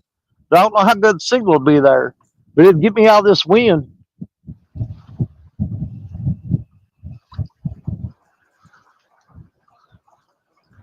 They got that ferry that runs over from Kentucky to Missouri. Man, I ain't fished over there in a long time. Been a while since I fished over there. You sit there and watch that ferry come across and them cars unload from Kentucky, and then they'll load up, take them over there from Missouri. Man, I think start snagging something. I need to reel something in.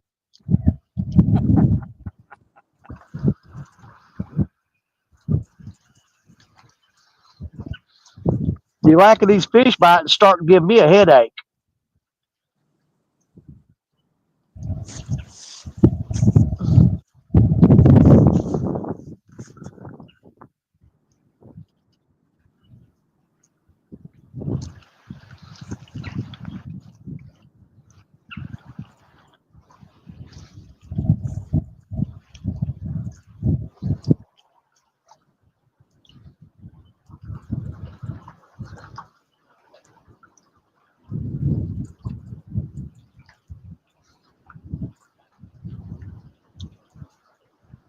Oh, we got one biting.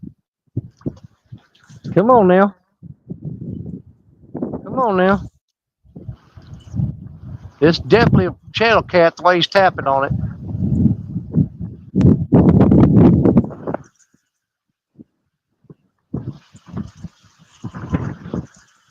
Think about reeling down on him.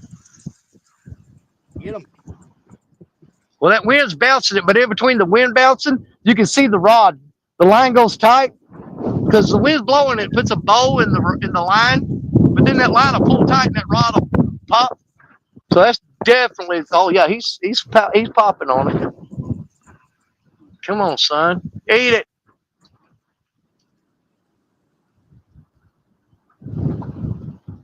Yeah, he's pulling line tight and dropping slack. Pulling line tight. That's a channel cat for sure. There's only two other things that do that. That's a gar and a drum. So it may be a drum.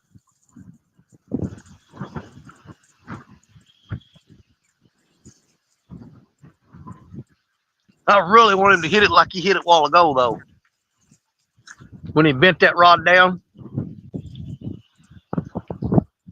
The freaking wind's killing me. Come on, buddy.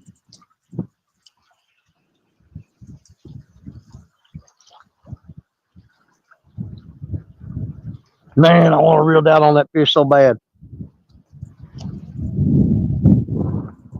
I don't want to miss him, though. After waiting this long, you reel down on him, miss him, you're just like, why did I do that? You know what I mean? Well, a little channel rats, they won't go too far if you do miss them. Yeah.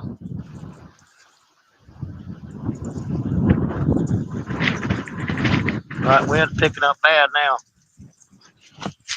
Do not like that.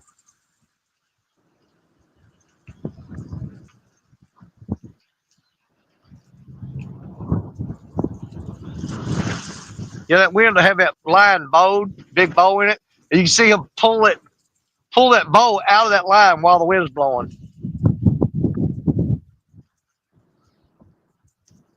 Or you know what? That could be a freaking bowfin. That could be a bowfin doing that.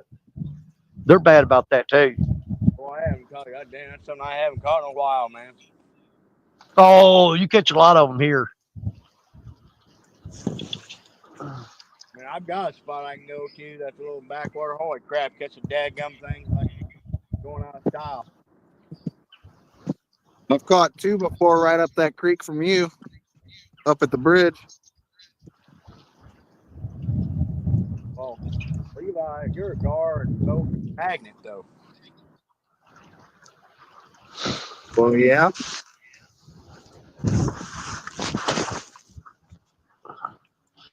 Captain Morgan in the house. There's Captain Morgan. How many people we got in here? We got 43 people in the house, fellers. Nice.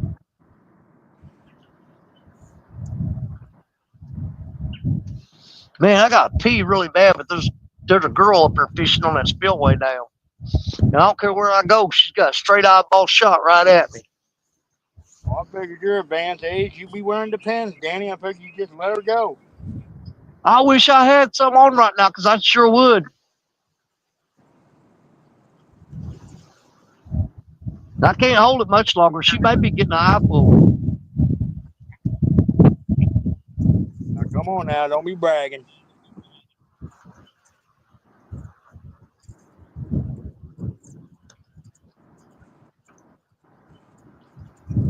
What is that fish doing? Man, that might be a bowfin. What is he doing?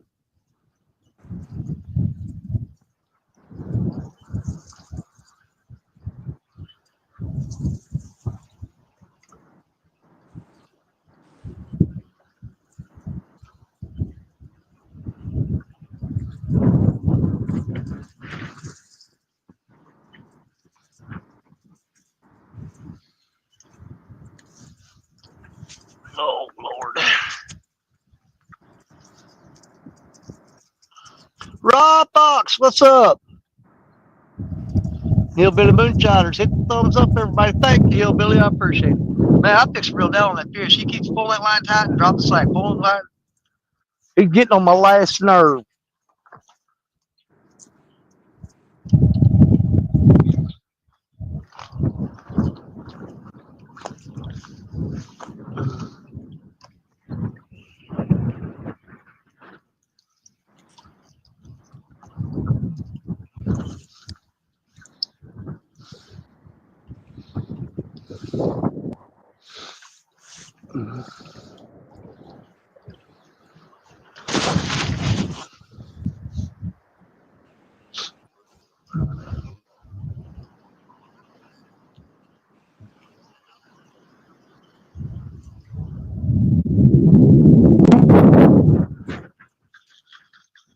he ain't there.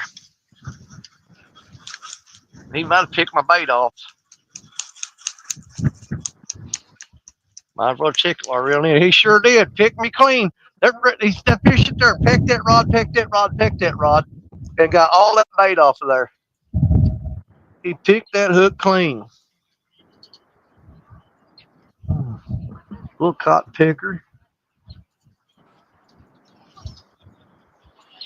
Cleaned me off. That's some baby channel cats pecking at it.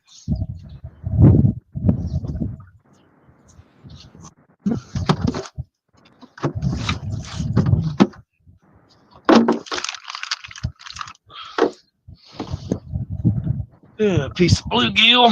No, I want to go with I'm going to stick with these shiners. I'm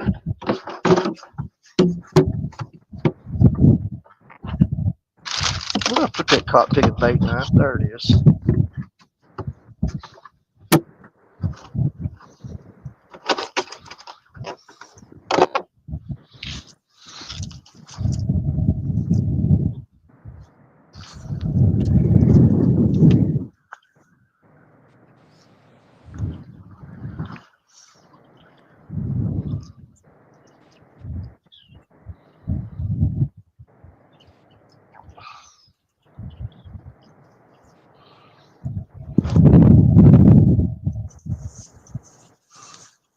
Yeah, some little big channel cats are picking the hooks clean.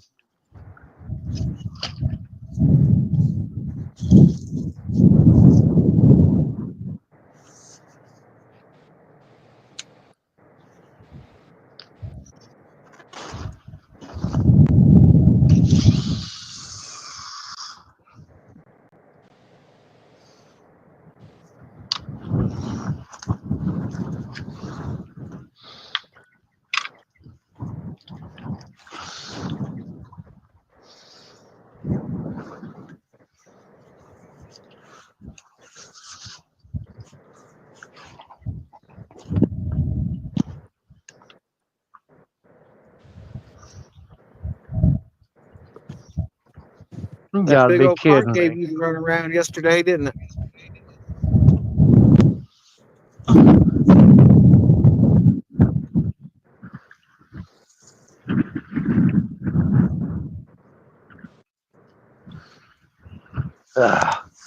Well, I'll tell you what, it makes me sick. The people up there fishing on that spillway dam just threw all their trash in the water. Plastic bag and some other stuff just threw in the water. There comes that plastic bag floating out there. They just threw that in. Need to freaking light him up, Danny. I'm pretty pissed right now.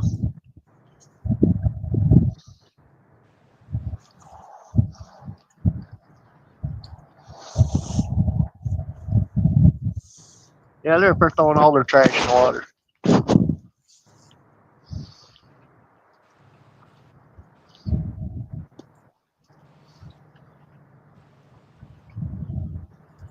You talking about something that just ruin your day right there? That'll ruin your day. Is it? Because now got my blood pressure up. Good Lord. Comes that plastic bag floating right toward my lines.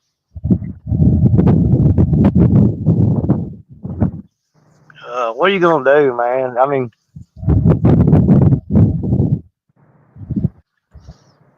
9 times out of 10, when you got somebody that'll throw trash in the water right in front of you, if you go up there and say something to them, they're not gonna take it well.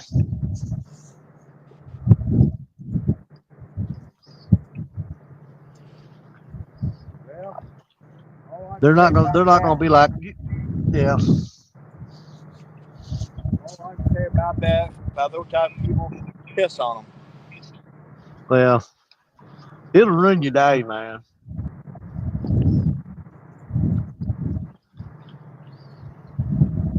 Yeah, it is aggravating like that spot down there, 75 when y'all came down Pelletiers. Man, it's all the time. That place will just be absolutely trashed. And I'll take those out, come back a couple weeks later, it'll be the same thing all over again. You know what though?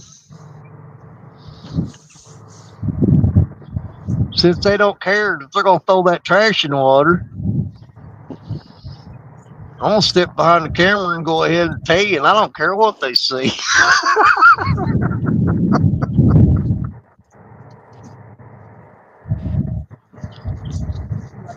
Does that man down there have a tic tac in his hand? Give him the Do what? helicopter. They're gonna be like, that man got a tic tac in his hand.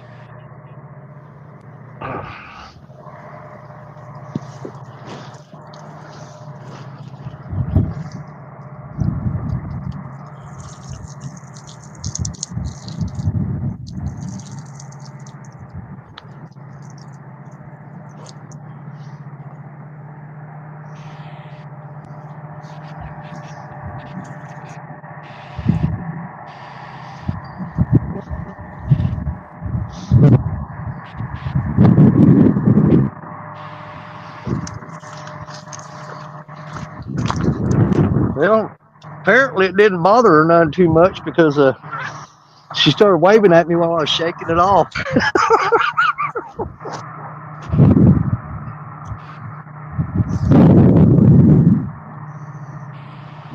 Oh well.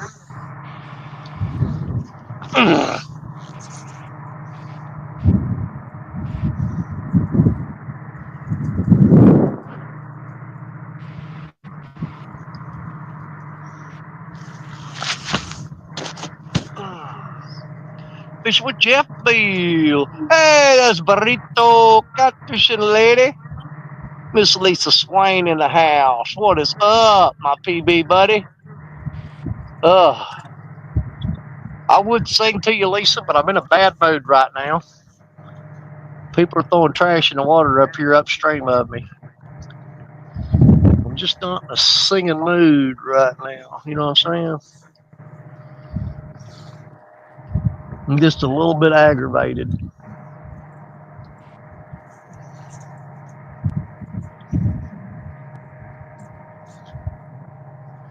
That same kind of people, though, that you walk up on them and say, hey, you guys need to stop leaving your trash on the bank. And they go, okay, no problem. And they throw it in the water.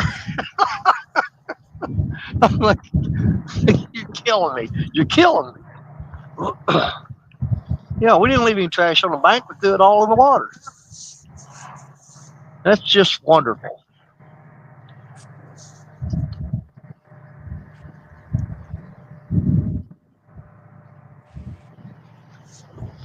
The wind died down, but it won't stay gone for long.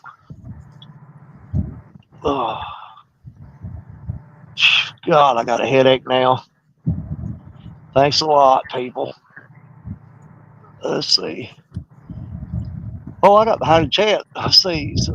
Ordered some outboard parts, getting ready 2025. That's what I'm talking about. Ready for 20. I've been ready for 2025 back in 2024. Danny fished the bag out, pigs in it, went back to him. That's a hell of an idea, Matt. Catch that bag, just in it, take it back to him. Ugh. I don't know, man.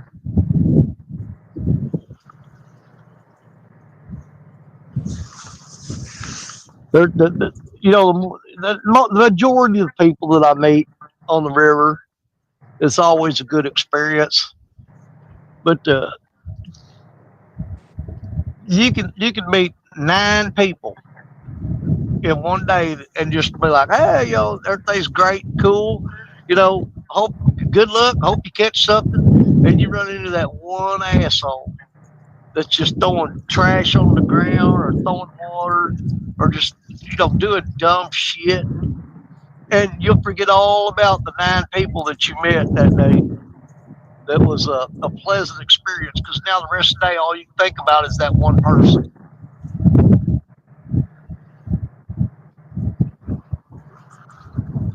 And I take it, you know, I let it get under my skin. I do. Like it's under my skin right now. Really, really not I'm not happy.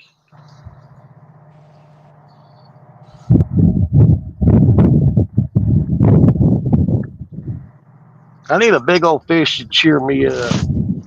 Come on now. Have a little sympathy. Can't you see I'm sitting here suffering?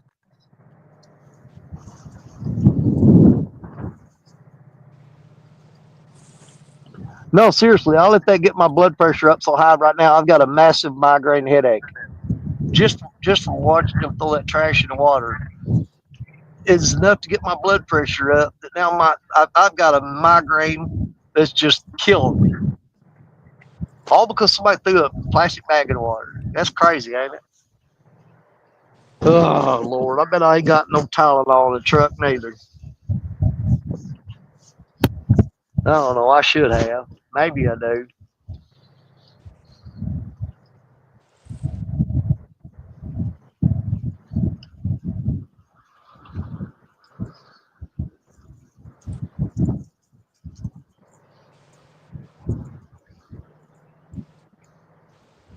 Yeah. Now I need to go snag a carp for sure. Then take him behind the camera because you can't throw them back because they're invasive. But just to let my vent my frustrations, I need to snag a carp, go behind the camera, and just beat the living brakes off of him.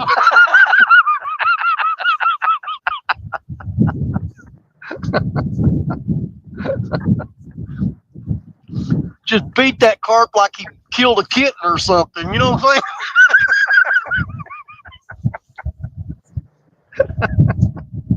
Oh, Lord help me.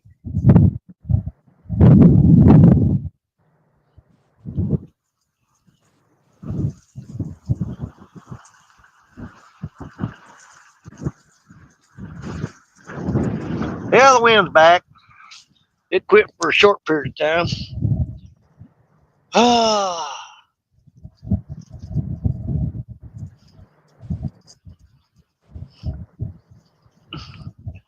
It's at least the ones down there telling you what bait to use today.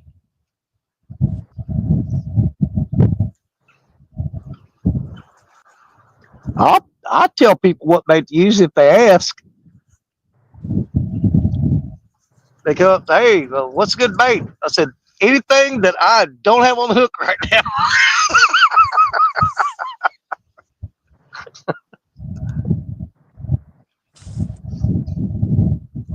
Now, if they asked me, I said, you need to run to Walmart and get you a box of night crawlers.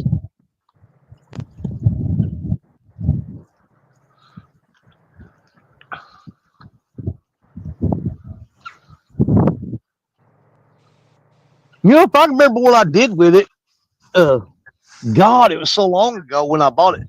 It was CatCon like two years ago at CatCon. I went by the Catfish Pro booth, and they had these bags of this.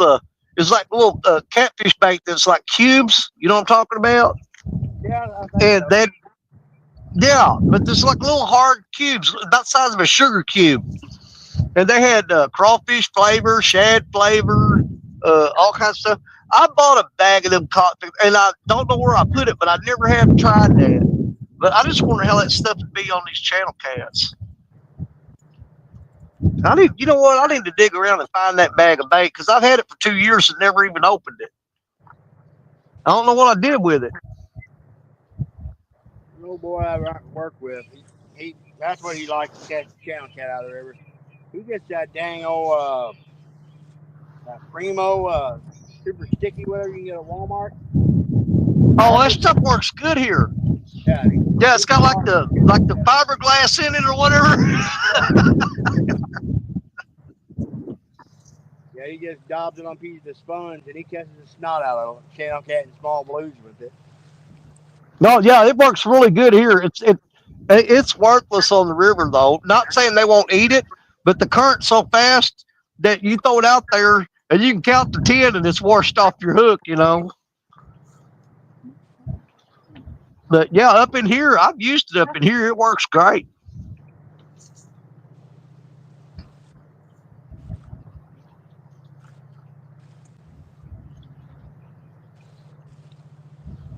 I just Works really pretty can't good stand around that. the bend from Parker. Yeah. Yeah. I can't stand using that stuff though. It seems like I get it all over me and get it in the truck. Then you smell that stuff. Oh yeah, it is nasty. The only time I ever I break it took out a is if I'm taking somebody to go catch a year or something, you know. yeah. Have you ever used that stuff at Baldwin? My dad did one time and take the channel rats off of it. I mean, I literally, as soon as it hit the bottom, I mean, almost immediately. Yeah. I don't know. I may try to find that bag of that stuff I was talking about. I'm gonna dig around. I probably got in the storage unit when I put a bunch of fishing gear up. Um, I may take that with me to Baldwin and see if they'll eat that crap.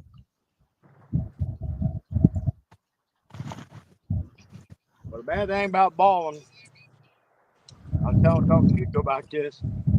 That one of the damn rules, the Chad will be watching to see if you pull in an empty hook, you know, or something, and then they'll penalize your rod. You can be without no rods in a hurry. You know? You know, there's something I was gonna ask. I was gonna ask Kevin about. Okay. Now, here's the thing. I want you to follow me on this. Are you listening? Yeah. Okay. The rod limit for the tournament is 6 rods, correct? Yep. All right, follow me on this. Now, at Baldwin, you're only allowed 2 rods. So, if I take 6 rods with me, I've got 4 on the cart and 2 in the water. If I get a rod pulled, they say you got to pull that rod for whatever, however long, 15, 20 minutes, whatever. Now, if I pull that rod, because everybody else is using 6 rods, keep that in mind. If I pull that rod, I stick it on the cart and grab a different rod off there. Well, that rod's benched. You see what I'm saying? I see where you're going with it, yeah. Because everybody's allowed 6 rods. Now, if I've got 2 in the water and I got 4 on the bench, if you bench one of my rods, I'm just going to take that rod out, stick it on the cart, and unbench one of the other rods. Now, I don't know why they'd have a problem with that if they're all fishing with 6 rods. I've got 6 rods, but 4 of them I've got in reserve. If I get a rod benched, I can pull one of my rods out of reserve to replace that rod. Tell me what's not fair about that. Well, I mean, especially if they're going by football rules. I mean, if a player gets benched or something, they bring in. I'm pulling another player off the bench, dude. Yeah, they pull another guy off the bench. So, I mean, well, here's my thing. It's better to what is it? Better to ask for forgiveness than it is permission. But you tell me this, because the first time that one of them people's got 6 rods out throws a fit because I pulled a rod off the bench when I'm only fishing with 2, I'm gonna be like, you know what? You should be ashamed of yourself. You got 6 rods out, and I've got 6 rods, but I'm only using 2 of them. So if I have to bench one, I'm pulling one off the other cart to redo it. Now in chat, I want to tell y'all if y'all think do you think that's right or not? If they've got 6 rods and I've only got 2, but I've got 4 in reserve. Now, if I get a rod benched, I can pull one of my reserves to replace that rod. Boom, baby. Don't mess with Danny Stone. He's got tricks up his sleeve. I don't think about that crap. I wish I could see chat right now. Makes sense to me. See, Warren Farley says, hey, Warren Farley, what's up, buddy? Makes sense to me. Someone will have something to say about it. No, I don't care. Say all you want. Cry, baby, with 6 rods. Go ahead and cry. If you got somebody out there with 6 rods and they start crying, I'm going to call them big fat baby. You're a big fat baby. You know what? Big cry baby. Well, Creel says you think that's more than fair. Yeah, because I'm bringing 6 rods with me, just like them. And if I'm allowed to fish with 2 at that particular spot, if I get a rod benched, I'm pulling one of my reserves out and throwing it out. In your face. Don't mess with Danny Stone. He's got tricks, baby.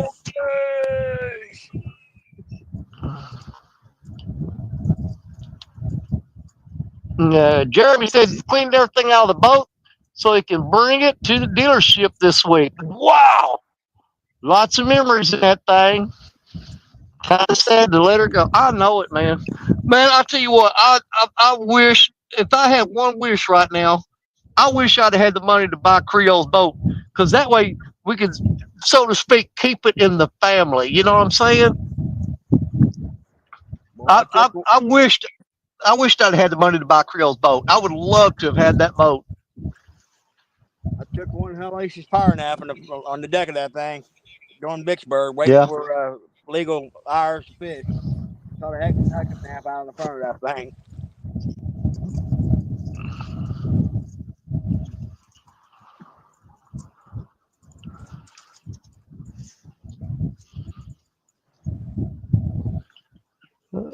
Be able to use more than 3 rods in Ohio, wouldn't catch any more fish. I don't know, but you know what? That thought had crossed my mind about the rod deal.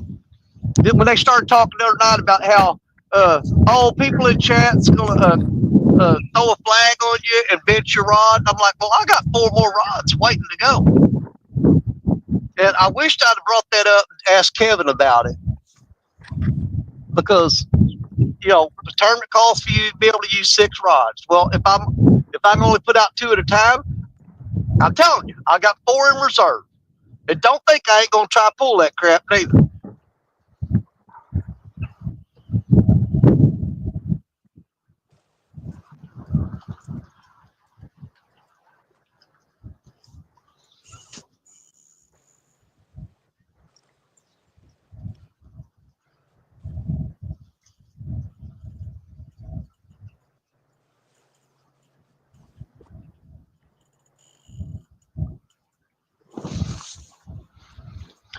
Man, I wish this wind would die down and these fish would start biting.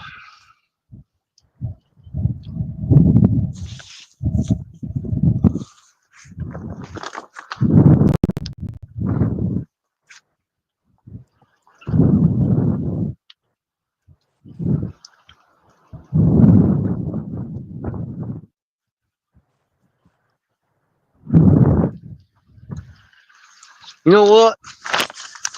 Them people left. I think I'm gonna move up to the spillway down. I have to move this crap a little bit at a time, though. You guys, hang on. We're gonna do some moving.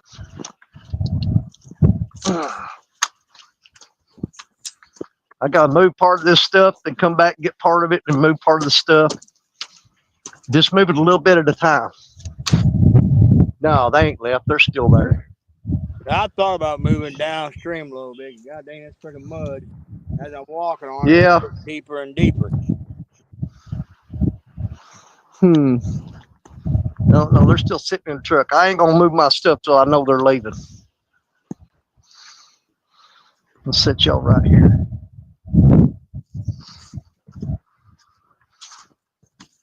Hey, look, Danny. What's up, buddy? I caught 6 little ones earlier using worms, but I ran out of worms and they stopped biting. Oh shit. Yeah, how you doing, man? Pretty good, you? Good. Oh, that's a long ways down there. I'm throwing minnows at them now. Oh, okay. I had one good takedown earlier, but Smaller cats then? yeah, but I got small hooks on there, so I pulled the hook on him. It was a decent fish. Oh, okay. Caught a couple small ones yesterday down off the point down there. Yeah. But boy, that water really came up since yesterday. Yeah. That came up overnight. Heck yeah. Because I was down there last night, and then this morning I went down there. I'm like, whoa, what the hell? Where I was standing, there ain't no room there anymore. It's water. Yeah. You been fishing down there this morning, or you just head that way? Oh, I was down there already. And then yesterday we fished down there a little bit. All I caught was a couple drums. Oh, you got some drum down there? Sheep heads or whatever you call them. Yeah. Yes, sir. I've been seeing a bunch of carp rolling. Yeah. Caught one of them stupid Asian ones yesterday. Never had caught one in my life, and I pulled that damn. What the fuck is one of them damn things? Yeah. Shit. I've had a few hits on those. I got some little minnows that I caught in the cast net. Okay. I had a few hits on them, but they tap it, and you reel it up, and they picked it off there. Gotcha. was doing a little snagging the other day. All I was getting was gar. You'll say hi to everybody. How's it going? Oh, we got in here. We got the. You're live on there now? Oh yeah, we got 38 people watching right now. We ain't too bad. We lost a few. Heck yeah. Yeah, I got Jerry Parker on here. Ethan Levi. Oh, somebody else in the basement? Yes, they are. Oh boy, outdoors. What's going on, Larry? Listen to me. Welcome in, buddy. Larry? That move. Have you been up along the river much up that way? Do what? Have you been up along the river? at I all? tried to fish that this morning. I can turn There's that not a off lot now. of logs floating down, Oh, but there's enough of them floating down. You get your rods thrown out. You're sitting there, and here comes a tree. Catch all of them. You break all your lines off. You Yeah. redo them, throw them out there. 15, 20 minutes later, here comes another tree. oh geez. I mean, you could jump up and reel all your rods in and avoid them, Yeah. but who wants to do that all day long, you know? Makes for a mess. And then you're fishing in them rocks. You're probably going to break off anyway. Mhm. So, yeah, there's just too much crap floating down the river right now. Is it pretty rocky in here? Huh? Is it really rocky out here? Right up, basically it starts right there, that way. And that bank over there, there's a lot of rocks on it. But that's what we was talking about earlier. You seen these signs here, right? Yeah. Okay, that's a friend of mine, Jeremy DeFore. He's got a channel called Creole Catfishing. Okay. They're coming up from Louisiana. They're ripping all this crap out, dude. All right. And they're going to put concrete revetment in here. Okay. I don't know what it's going to do to the water levels. We'll have to find out. But yeah, Creole's in chat right now. But he's going to be coming up here and basically coming up to Louisiana and just tearing the hell out of this place. Heck yeah. So I'm going to try to get him to dig me a few holes down through here somewhere. Oh, he's got one of them barges with the backhoe on it. Yeah. No, I'm sure they're going to come in here with machinery and do it from the bank. To the bank. Oh, okay. And I'm not. He may be going all the way to the river. I don't know. If they put that revetment all the way to the river, it's going to be a hell of a lot easier to get down through here. But I don't know what it's going to do to the fishing. You know what I'm saying? We'll just have to wait and see and find out together. My move to a different spot ended up being 45 miles. Where these guys Yeah, cross? you move 45 miles, man. That's a hell of a move to a different spot, buddy. Them guys cross the road fishing. Huh? Do what? Them guys been across the road fishing. Oh, I think they're throwing it. He's throwing cast net, trying to catch bait. They've been pulling out a little bitty shell cats right there. I thought they'd left. I was fixing to move up there, but their truck's still here, and I'm not moving my stuff till I see them leave. Yeah. I don't want to zip in there and pop down in the spot until they're gone. Yeah.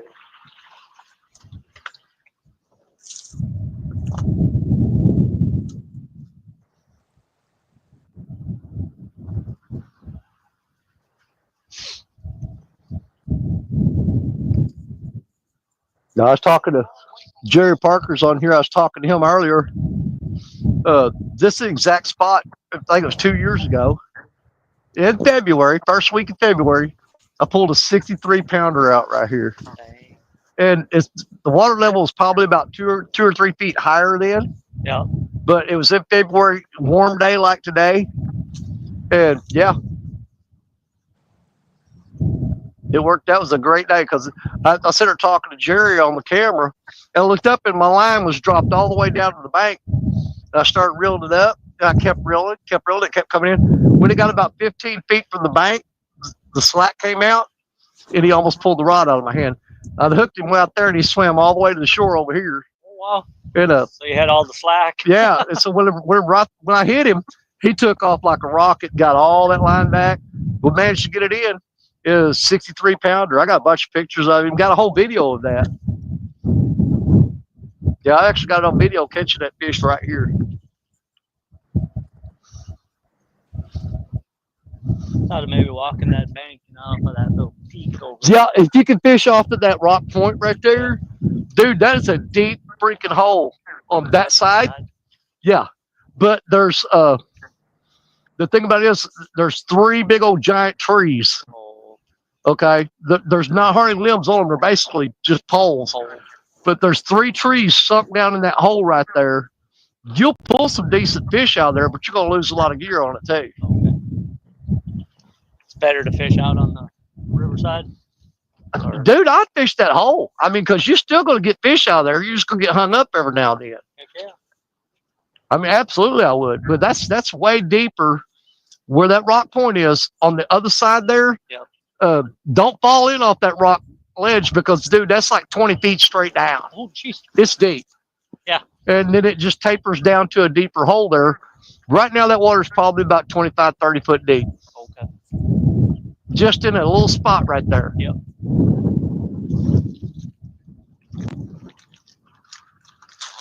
Go try something.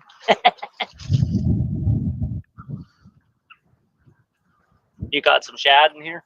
You what? You caught some shad cast netting? I threw the cast net this morning, and I got a couple drum and one little bitty 6-inch skipjack. Oh, okay. I haven't caught a shad out of here in a while.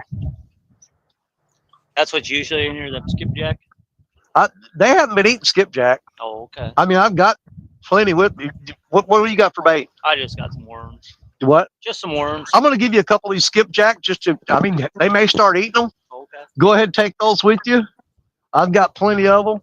They haven't been biting them, but who knows? They may turn on today and start eating them. So let me grab a couple of those and I'll give you some.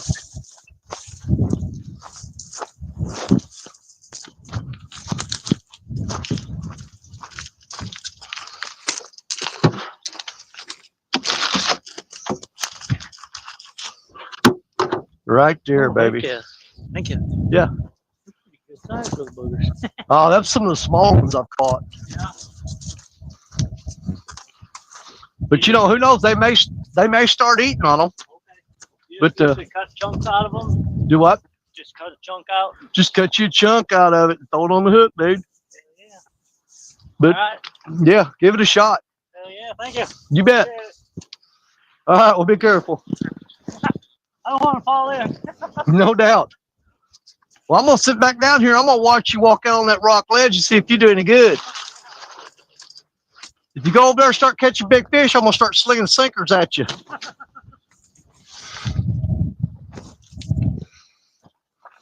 Yeah, then people come back to the spillway dam, so I guess I'm not moving. Oh well, we was happy where we were sitting anyway. I guess. It is what it is. Time you got, Danny? Let me take a look here, buddy. Hang on. I got, it is 128. 128. Yeah.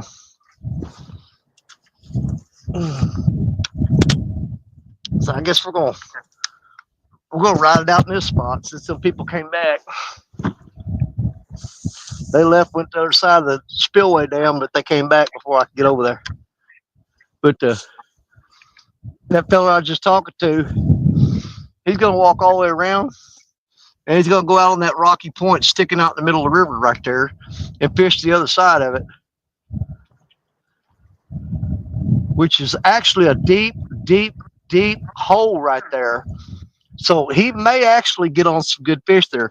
I just didn't want to try to drive my truck through that mud and get stuck over there because it's pretty bad. He's going to walk over there, so he'll be fine. I ain't walking over there. It's too damn far. Ain't going to do it.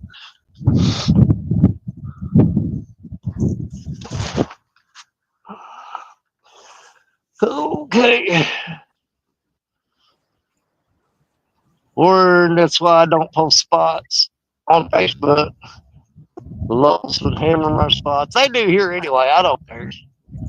That's that's one thing I just never have done. I just don't hide fishing spots. But the one thing I always do, if I tell somebody about a fishing spot and I go there, and this is the thing, when they're throwing trash there, then I rip them a new one. Because of the fact that I showed you that spot, you can come here and disrespect. Now, somebody that I don't know that's fishing in just like a public area and they're trashing it up, yeah, I'll get mad. but I generally don't get into a whole lot of conflicts with them because it's really, it just doesn't work out. Man, he's fast. He's already on the other bank heading that way. He's heading across there. I hope he gets on something. I really, really do. Oh, is Larry back? Yes, he is. Yeah. There you Yeah. are. Yeah. Got lost somehow. I don't know what happened. I was watching for you. Our Now you our, watch him our go over move and was catch. 40, 45 miles. Yeah. What that park we was in had a church service going on, and when the church service let out, everybody went to all the shorelines, and I couldn't hear myself think, so I had to make a move to another lake. Was they just hanging out or fishing?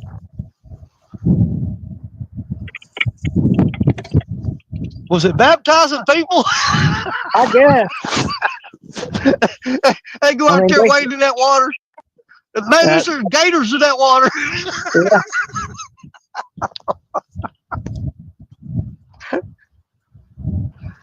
You go to duck them in there to baptize them, and the alligator grabs hold of their head and says, well, at least we know he's going to heaven. Yeah. Oh, that ain't right. We went from fresh water to we're in brackish water now. Oh, you might be able to get on some drum and some red drum, some black drum, and Jack Carell or something, you know. Yes. I caught a snook here yesterday, but I didn't meet the size Oh, he limit. come off. Oh, I had one. He come off on me. Dadgummit. That's the second fish I've lost today.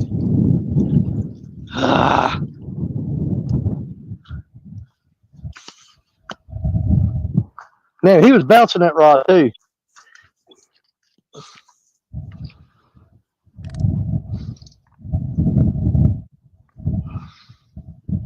There you go.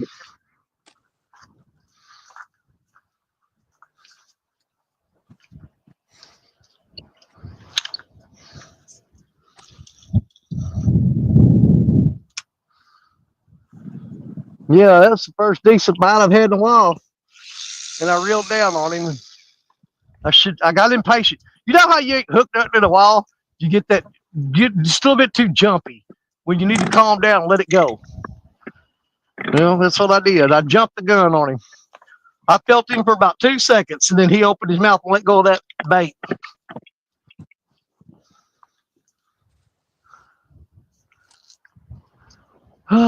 Should have let him eat. Missed another one. Dadgummit.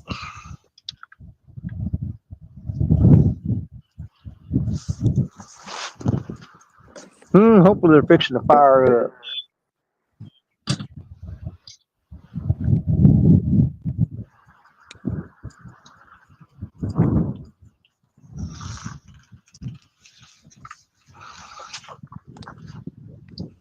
I have to turn the camera away from Rod so I can read chat. Buck Williams.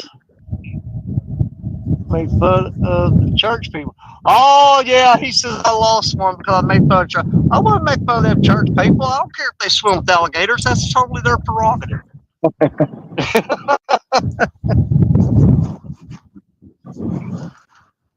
Hey, my hat's off to you if you're brave enough to get baptized in alligator infested waters. Who am I to stop you? I'm like, man, that's some serious faith there. That goes past snake handling. You know, they say they pick up serpents. Yeah, these people are really brave. They're swimming with gators. Can you see that broken concrete down there? Let me take a look.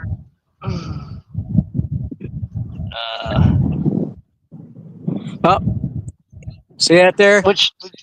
Yeah. That's a boat slip there that you tie up to.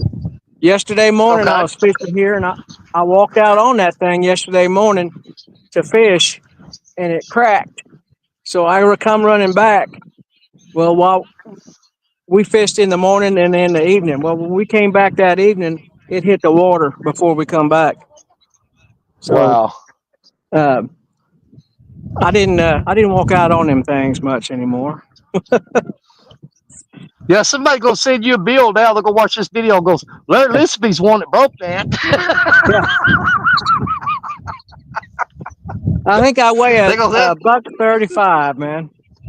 they're gonna say, hey, there's a fella on video. He had confessed to breaking that. He's the one that Yeah, did it. chewy.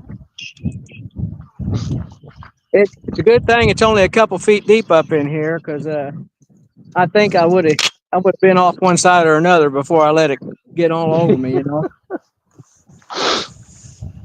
Yeah. We'll go back down here and watch the line some more.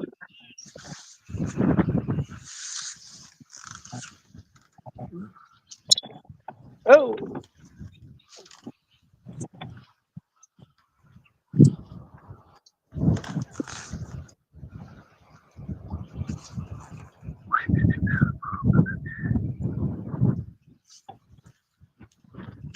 Okie doke.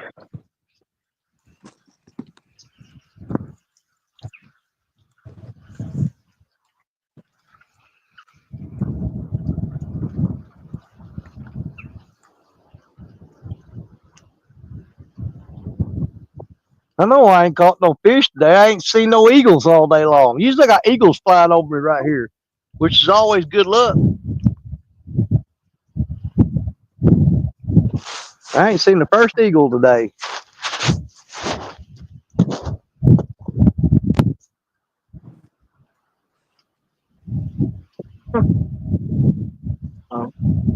Don't say you're skinny.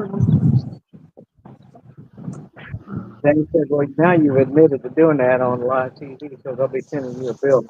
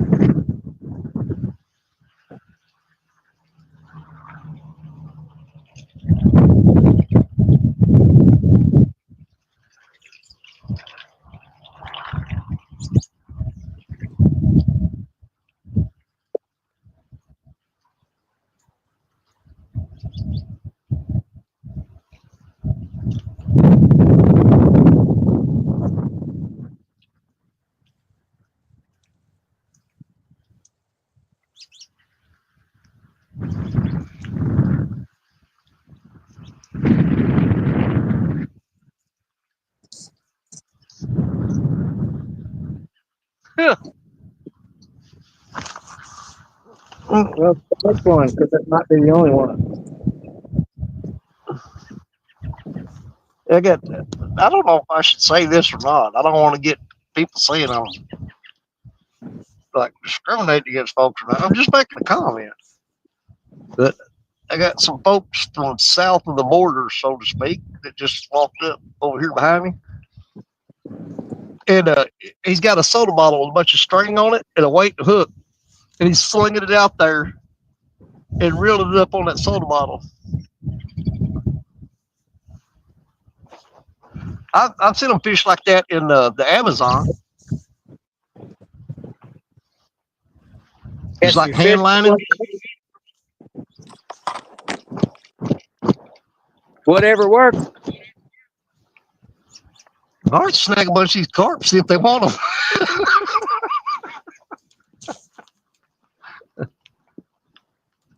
Yo habla inglés? Fish. I'll give it to them. I'll snag carp if they want it. I'm just going to be pissed out and leave it on the bank anyway. You can't throw them back. It's illegal. Yeah, El Carpe. Is that how you say it? You're going to get me stabbed, man. He was going, what'd you say to me? What'd you say about my grandma?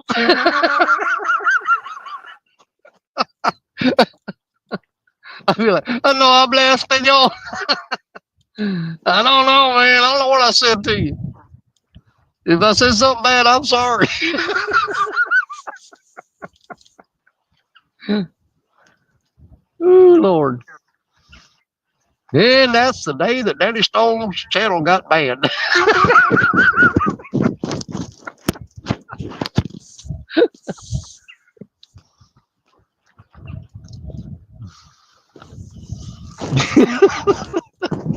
Oh, God, I wish I could see that chat.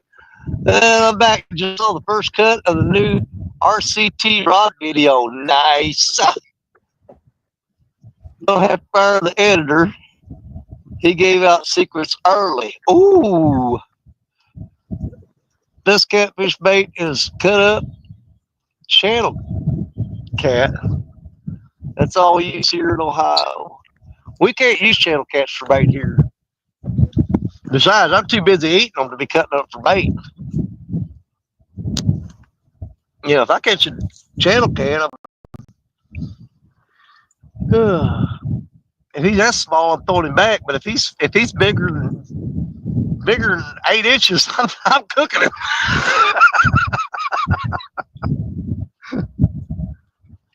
I like them little bitty whole catfish, man. They're good, I'm telling you. That's what I'm having for supper tonight. I think I'm gonna bait back up. See what everything's looking like.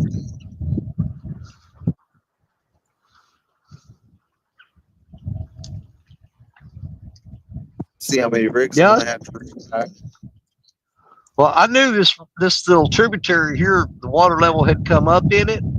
But yeah, I was talking to that guy I know that walked up here a while ago, and he said he was fishing here yesterday, and this water was way down. So this came up overnight.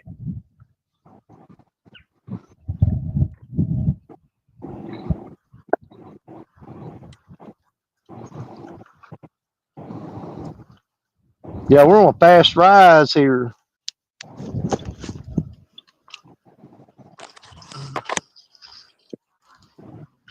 Let's see. Benoit, what's up, ladies? Man, just got done putting all the shad in the bags in the. Oh my God, you got shad. I wish I had a bag of them shad right now. Danny, I'll be back in a little bit, buddy. All right, man, I'll be here. NJ Fishing Maniac. Look, Lady Bobby, go ahead. Fire tank. Yo, NJ, what's up, buddy? Jerry Parker using 30-foot rods. I'm not using my longest day. I got a 10-footer out there, but the 16s and the 14s are in the truck.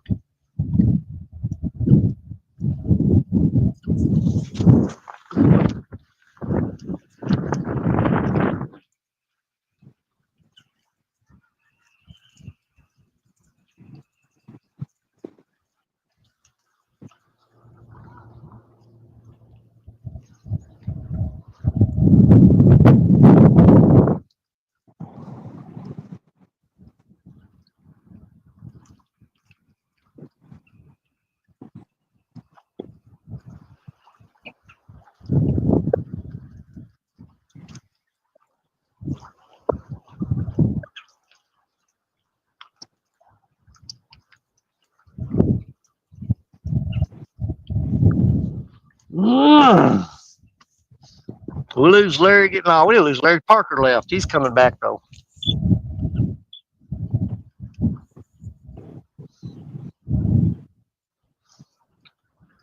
Man, he got over on that point quick. I tell you what,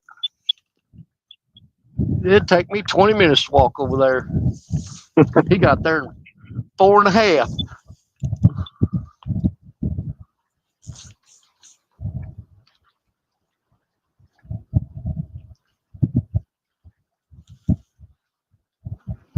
I think I got some sticks on that rod down there. I'm not sure.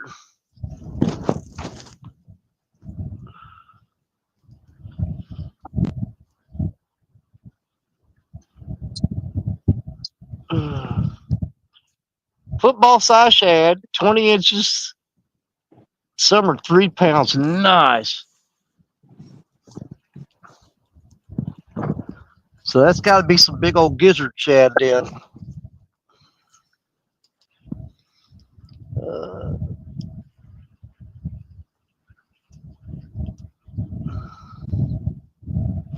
Had a spot the size of a kiddie pool to throw.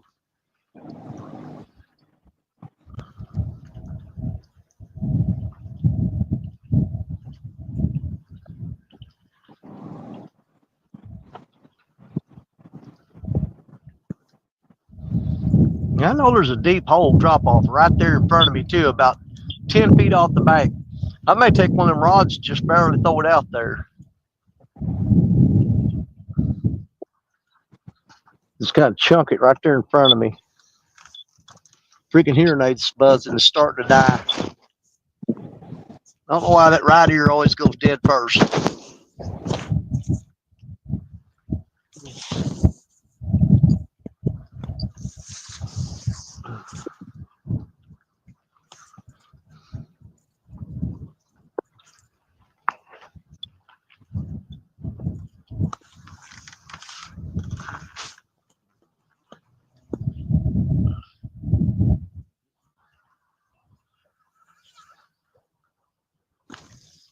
Bobby getting hooked up with some big old gizzard shad.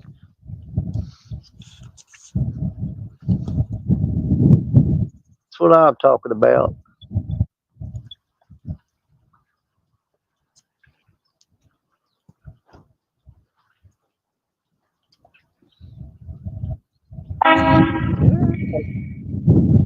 Man, that scared the crap out of me. Freaking horn honk, man. I about jumped out of the chair.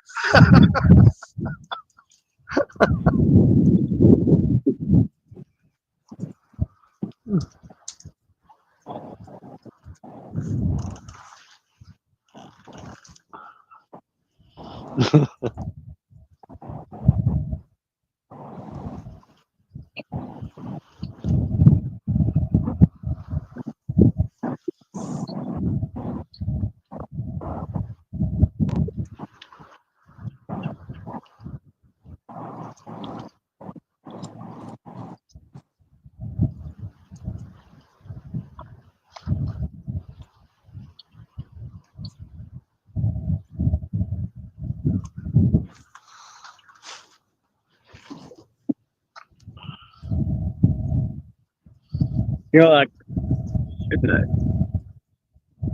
couple of weeks ago, they had that unusually cold snap down in this southern states, and Oh, yeah. all these little bays and lakes and things that are kind of right off Tampa Bay down here, everything seemed to have like moved out to where that deeper water was. The water just got too cold for them, kind of shut them down for a while. We've caught some small fish. We've caught nothing Oh of man, size. both my hearing aids just died. Uh-oh. We're gonna It have might be on purpose because it's me.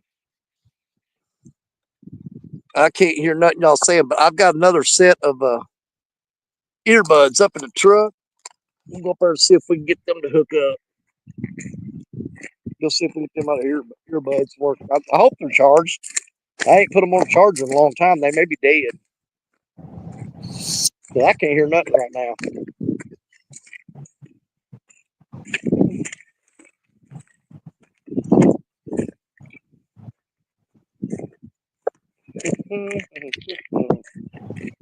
Finally got him? All right. Fanny's got a fish on. Oh, I hope these other earbuds work. If they don't, Look at that.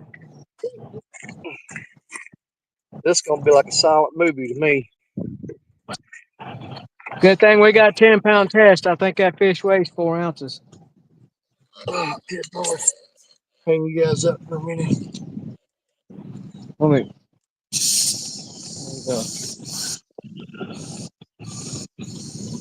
Well, at least I ain't stung. No. Take these off. Guess they're no good no more. I can't say too much. She caught a fish today and I haven't now. Let's see if these are charged up.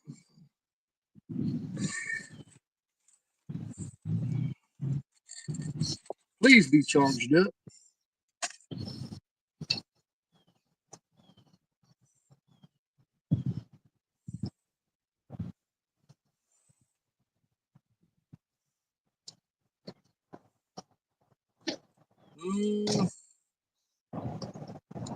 Yeah, I'm screwed.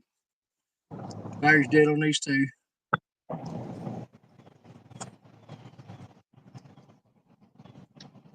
Well, I can't hear Those work nothing, better? y'all. I wonder if I got a charging cord. I can plug into a battery pack, still have these things plugged in. Maybe that'll work. I don't know.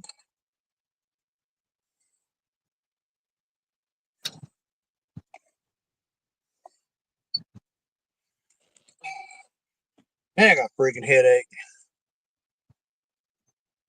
I don't know if these things work with the cord plugged into them. I'm going to find out right now.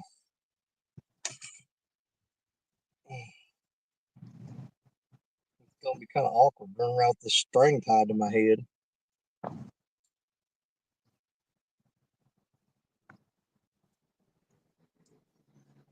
I think I'm going to send you an email coming out the other one.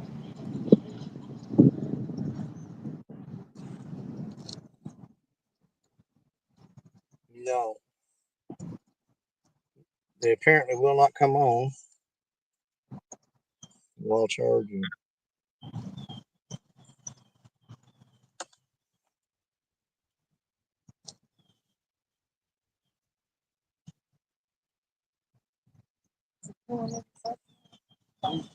Well, I can't hear nothing y'all saying at all. So you guys will be having conversations with each other, and I won't be able to join in them in any way, shape, or form. But we're gonna stick it out. I just can't hear nothing y'all say. I'm gonna leave these earbuds plugged in and see if they'll charge. Light ain't coming on them. Huh? What's bad if one of y'all yells fish on, I ain't gonna be able to know to turn the solo screen on. All right. I can't hear nothing right now. That cord may not be no good. Have I got another one? Let's see if I got another one. That's the wrong kind.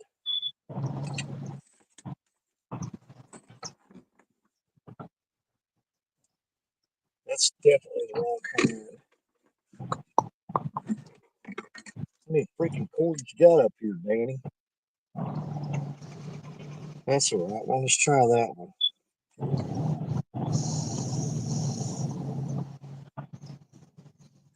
Man, I hate this. I can't hear nothing y'all saying. No, this has been a really crappy day. People threw trash in the water. Hearing aids went dead. Just got a hook in my arm. Well, that's no good. That one's charging. The other cord's bad cord. Will it come on with the charger plugged in? That is the question. Well, we'll take these earbuds down here with us and plug them in and keep the line on the light. If they charge up, then I'll put them on. Until then, we're running deaf.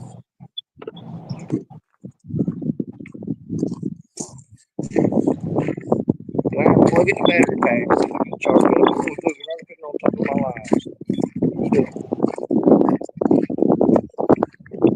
Get a little too closer, color.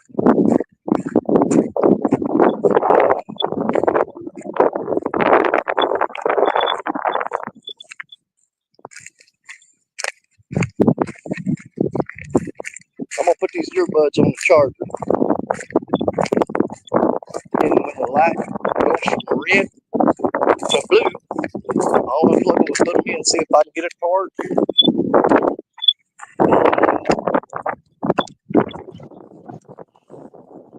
Until then, I can't hear nothing y'all saying at all.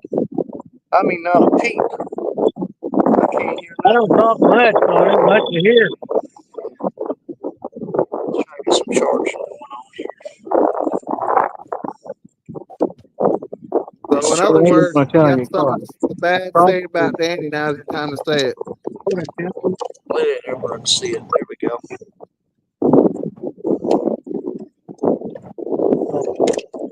So y'all just talk amongst yourself, and I'll just be here wishing I could hear you. I can hear absolutely nothing.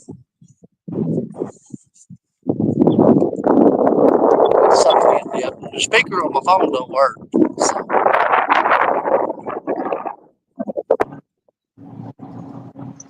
speaker on his phone, and his hearing aids went dead.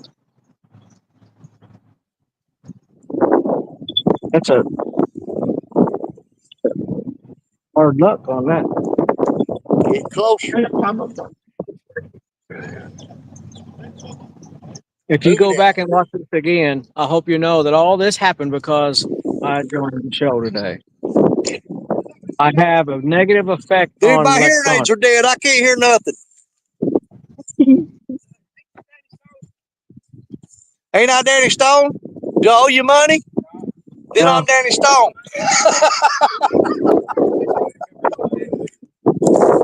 Oh my God, you got big, brother. What the crap, dude? I'm doing good. It's Brandon, right? Camden Clark. I know you guys can't hear me, but I'm gonna tell you something real quick. Y'all remember a couple years ago, maybe 2 or 3 years ago, there's this little bitty kid that used to come out here and sit on the bank and fish with me, named Camden Clark. Y'all remember Camden Clark? I'm gonna show you something. Come here, buddy. That little bitty kid grown up. I can't hear nothing. My speaker's dead. Camden, man.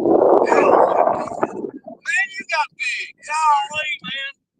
Yes, sir. Man, it was like 3 or 4 years ago, man. You was like that freaking tall. Yes, sir. Holy crap. You out fishing or your dad? I was coming down here. I caught 6 little bitty channel cats using worms earlier. I've been throwing little pieces of minnow You took and all the stuff good like that. stuff. I've had 2 So good here's the bites deal. over that. But man, I wasn't here 20 minutes and got 6 on worms. As soon as I ran out of worms, done. They wasn't biting at all after that. Yeah. I might fish today. I probably am. I'm about to go and get some poles and probably come up here. All right. I'll see you, man. All right, brother. Nice seeing you. All right. Let's see you around. Yes, sir. I can't hear nothing y'all saying, but man, that's something else. That's Camden Clark. If you guys go look back on some of my older videos, a couple, 2 or 3 years ago, he was little bitty. I mean, I met him here at the Spillway Dam. His mom used to bring him up here, drop him off, let him go fishing, and she'd let him hang out with me and we'd fish together and stuff. And I haven't seen him in a couple of years. He come walking up and said, "Hey, ain't you Danny Stone?" And I'm like, "Well, yeah." And he goes, "You don't remember me, do you?" And I got to look and I said, "Yeah, I do." I said, "Holy crap, he grew up, man. I can't believe how big he got. My God." Y'all go way back and look 2 or 3 years ago, and he was a little bitty kid in my videos that fished with me here at this spot. Yeah, that's what it implies to you. Just got a bump on that rod right there. I'm just waiting to see if I hope these earbuds charge up. It's got a red light on them. If I get these things charged up where I can hear you guys again. Oh, man, I can't believe how big he grew.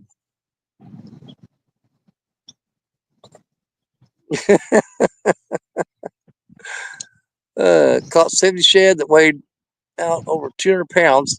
Neighbors are going to think we're crazy moving bodies, but it's just shad. Come on, earbuds, charge up. I got to be able to hear. Y'all know what's up with the speaker on my phone, but it don't work at all. I don't know if I go into settings and fix it. I don't know.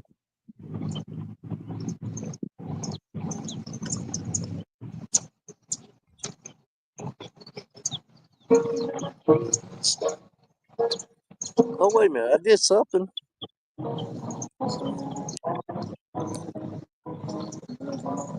I hear something. It ain't very loud. Larry, say something. Yeah, that's on that jet ski back here. That guy's got his radio on. Okay, I can hear you now. You're not You very hear me? loud, but I can hear you. I went into settings and turned everything off and turned it back on. But I can somewhat make out what you're saying now. Yeah, that fella behind me on that jet ski, he's got a radio on his jet ski, and he's Okay. playing music. He's playing music. So hopefully Well, they don't shut us bless his down. heart. That's all I can say. Can you hear me now? They should be out of here in just a minute. We're fishing where they launch everything at, and they're going upriver here. Yeah. Randy old gray hair says, howdy, Darren, Danny. Can't hear nothing but hearing old. I reset my phone. My phone had no volume on it. And I went into settings and turned the audio off on everything and then turned it back on. So I can hear you now, but I have to like make sure I'm leaning into the phone real close, but I can hear something you're saying.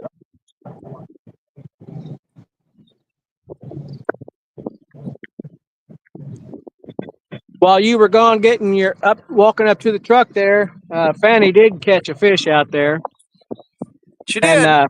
yeah, it was a huge. I'm glad she had 10-pound test on that little rod and reel because I think it weighed every bit of 4 ounces. But I can't really say much because she caught a fish and I haven't today. So there you go.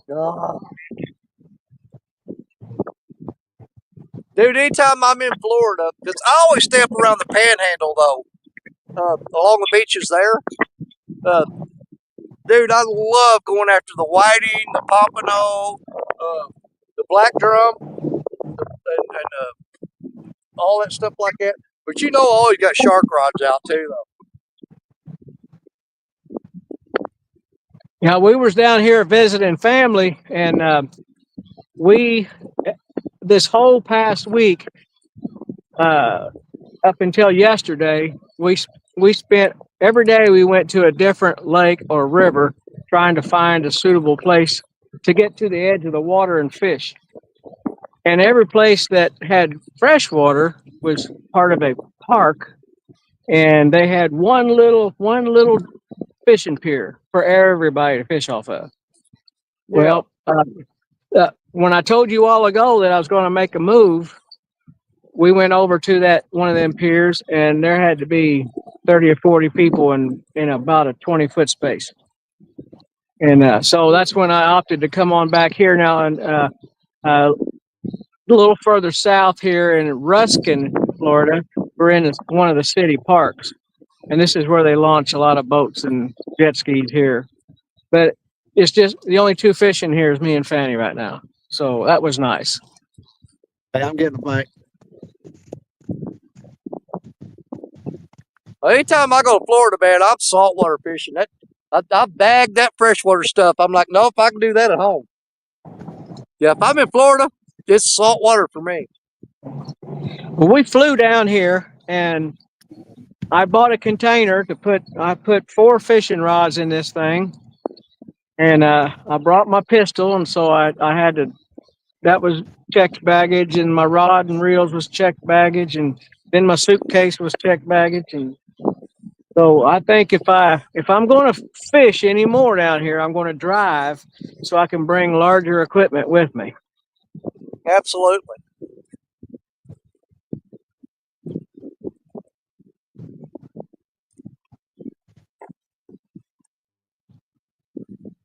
Yeah, that's my whole thing. You know, I fish fresh water all the time. So if I get around salt water, that's what I'm doing, man, because I can do fresh water all the time. But man, I take every opportunity I can to hit that salt water because that's one of my favorite things to do.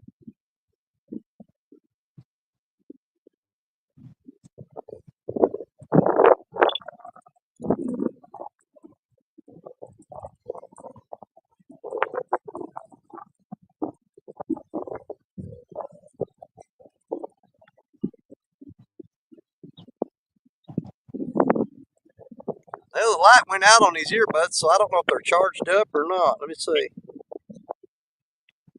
Well, can you still hear me? Yeah.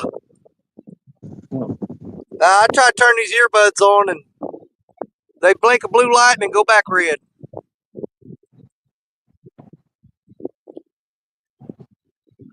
I don't think they're working. There's some old cheapies I bought at Walmart. Yeah, that things ain't charged up. They don't work. I've used these before though, and they work. I was getting a decent hit, but it slacked up real good, and then it just quit.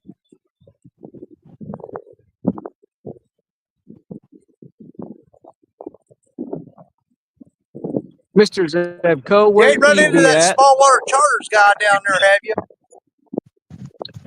No. Fanny knew. I mean, she reminded me that there were some people down here that you talk to from time to time, but I couldn't remember the name of them, and now you reminded me. But no, but they don't know me, and I don't know them until I get to see them sometime. You know, Well, he's in chat right now. is he? Yeah. Hey, Well, John, that's my buddy Larry Lissenby from Old Boy Outdoors. He's down there around your area right now. Yeah. I probably should have called you to get a place to fish and get on a boat. Absolutely. Man, I would have hooked you up with old John, man. You'd have been set. But, you know, he does a lot of crappie and bass, mostly bass. The guy really knows what he's doing. But he catches channel cats all the time, which he absolutely hates, which I think is freaking hilarious. If I'd have known ahead of time that you were going to Florida, though, I would have got you in touch with John. Well, it would have been nice to have somebody kind of point me in the right direction, so to speak, you know? Well, I tell you what, you couldn't have found no better. The guy's nuttier than a fruitcake. But as far as somebody to fish with in Florida, if I had to throw any names out there, it's going to be his. I guarantee it. Well, Fanny said if he's crazy, then he just fits in with us really good.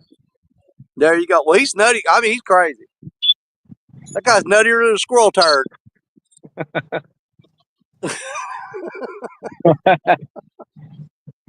But yeah, I wish I could have set that up and got you hooked up with John, because man, I promise you, you would have had the best trip of your life if you'd have got with him.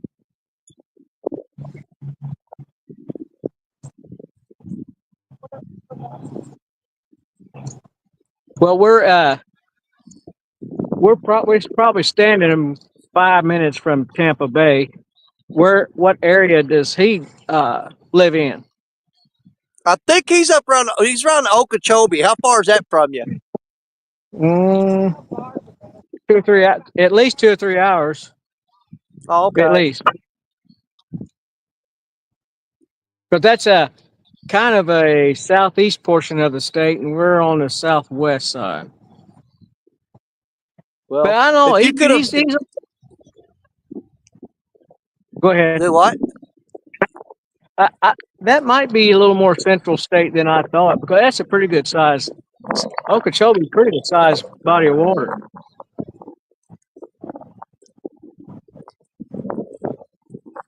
Years ago, we used to watch on like the Nashville Network and things like that years ago, when you watched like Bill Dance and Hank Parker, and then you had Rowan Martin. And Rowan Martin, I think him and his family have a marina on that lake down there. I've never been to it, but I heard they had one. Well, I may be wrong, but I think it was him. But John from Small Water Charters did a show here not long ago, and I think it was Roland Martin that he had on the boat with him during the show. It was one of those big name guys. It might have been Roland Martin. Yeah. John, correct me on that. Who was it that you? He's in chat. Who was it you had on the boat? Was it Roland Martin? I can't remember. I'm pretty sure it was Roland Martin. Um,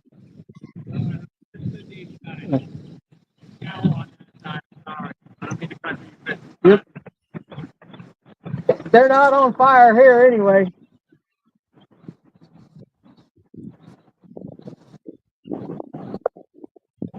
Might cause them to bite. Well, I might not get a barge bite, but I might get a jet ski bite over here. Yeah. Uh-oh. You got one on? Oh, got him on.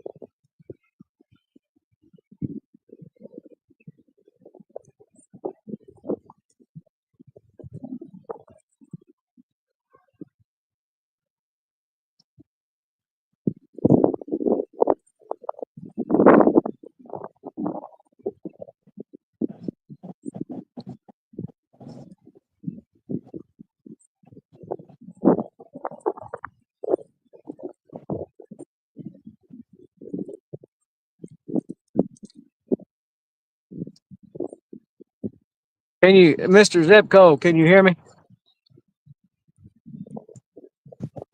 What's up? I was just wondering what part of the country you're in. I'm in Parkerland. I got something Over working on that one rod there. I don't know what over it's on the called. Mississippi? Yep. A couple hours upstream from Danny. Well, my home is in Evansville, Indiana, so I'm over there on the Ohio. Mike Greenwell launches over there where I'm at all the time, and fish. He lives in the area that I do. Yeah, I don't know if you how much you see Mike Greenwell or not, but Oh yeah. No, I live in southern Missouri. I'm about an hour and a half from Danny. are you going to make your way over to the CatCon? I don't know yet. Can't say for sure.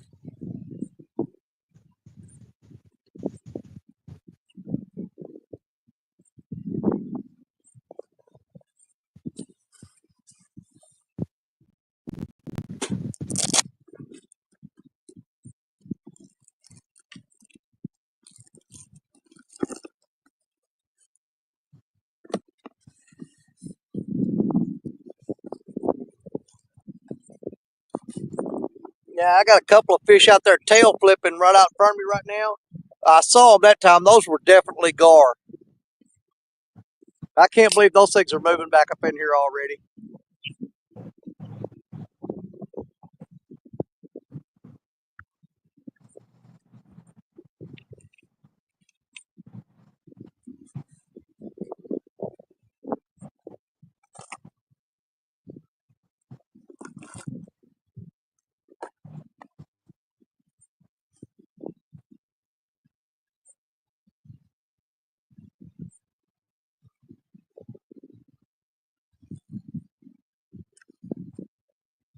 Let's see if I get these things to work.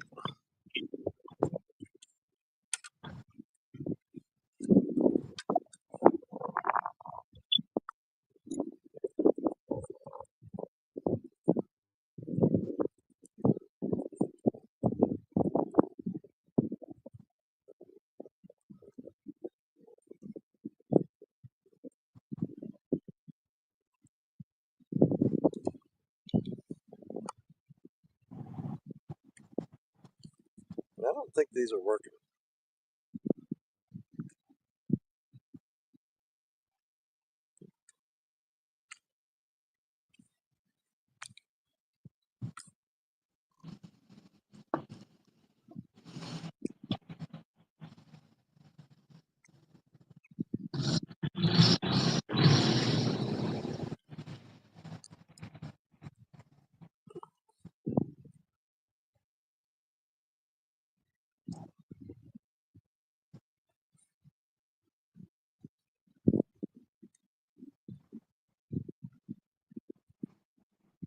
Well, it says they're connected. Let me see.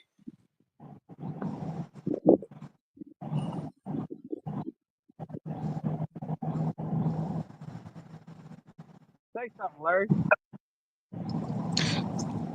Well, can you hear me now? Is everything going okay?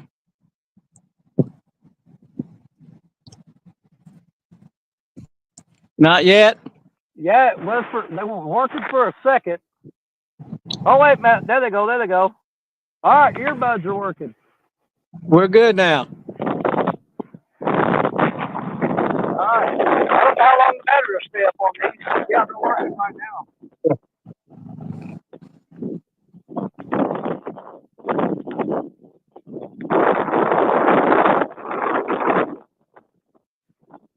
We can pick one of those fancy. Something.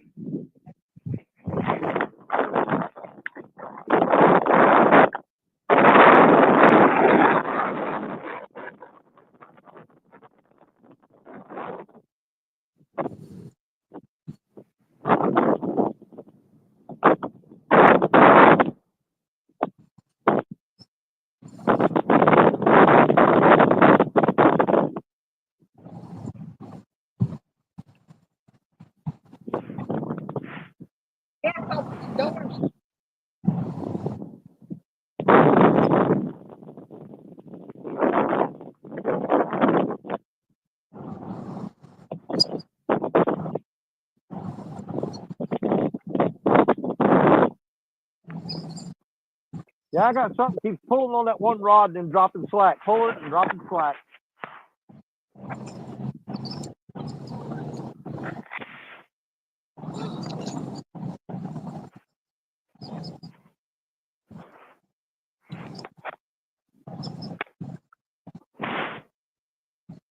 Can't even see where my camera's pointing at. Yeah, Michael Grumpy Vet.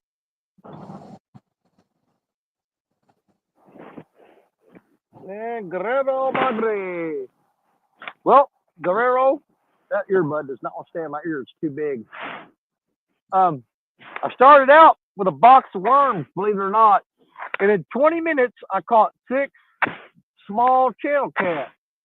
But then I ran out of worms, and I ain't caught nothing since. I've had a couple little bites. I was using cut bait. I had one good takedown, and it got off because I'm running them 4 and 5/0 hooks trying to catch these channel cats. And a bigger fish got on that cut bait, and he pulled the hook. I've had a couple little taps since then, but no fish on the board after that. But I got a bucket down there with 6 channel cats in it right now that I caught using worms.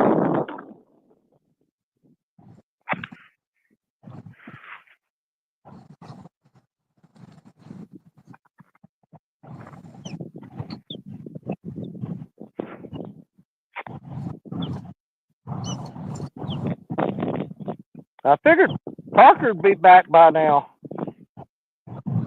I don't have to watch for Parker in the basement. He's got a key to the door. He comes and goes as he pleases.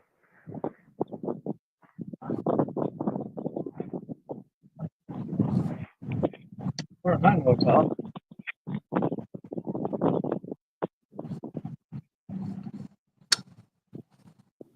Eat some soft bait. I don't know.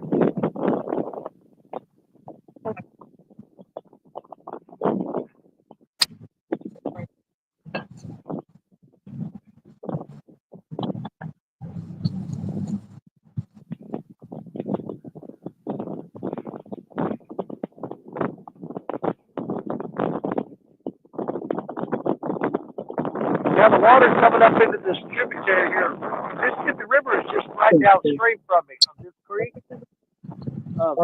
Water here is still it's quite a bit warmer than the Mississippi, but I still don't think it's warmed up enough that they're really, slamming the rods and getting real aggressive. They're still getting a lot of them little peck bites, like you do in wintertime, which it's still wintertime, so. You didn't pull it out. Oh, it fell.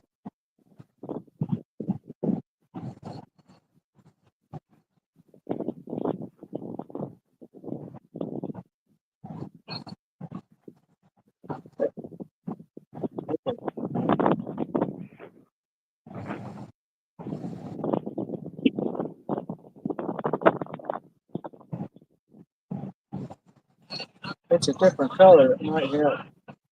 You know what I'm saying?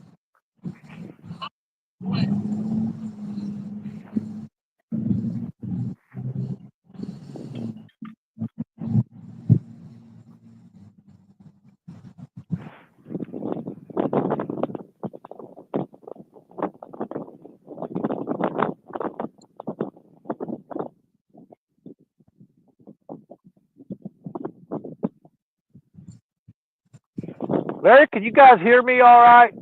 I don't know Yes, how the I can. microphone is on these here. Huh? Can you hear? How about me? I hear you loud and clear, but I don't know what my audio from me sounds like.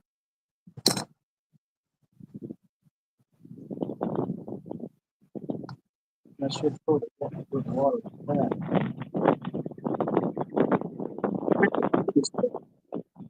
He's back second on that rod again. Oh, he dropped a ton of slack.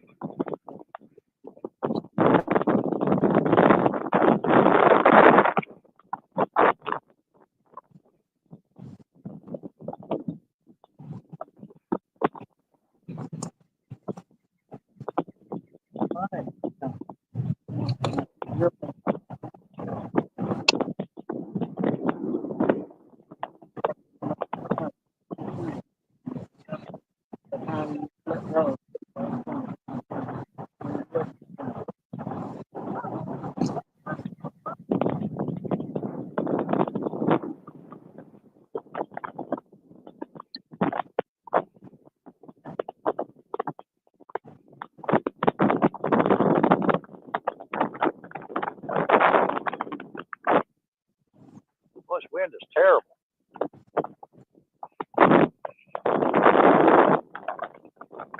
Yeah, I had a pretty good pop on it. Rod in, and he dropped a bunch of slack in it. I reeled the slack up, but there's nothing there.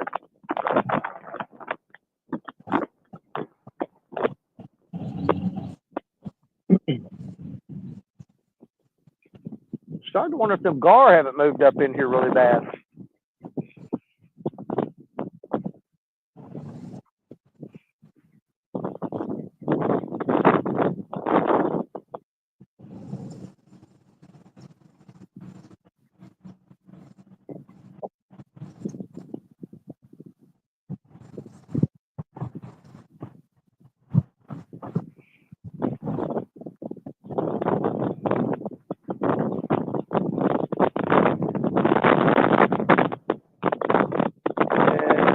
Your audio is good, so wind noise not bad. Okay, thank you, Warren, and thank you, Michael. Granny got a fish on. All right, let's see what you got going on there, buddy. Bring it and see what it is. Let's see what you got.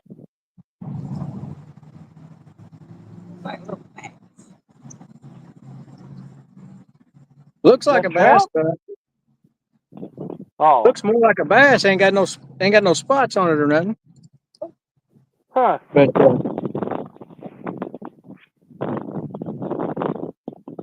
Hold that up there where I can see it.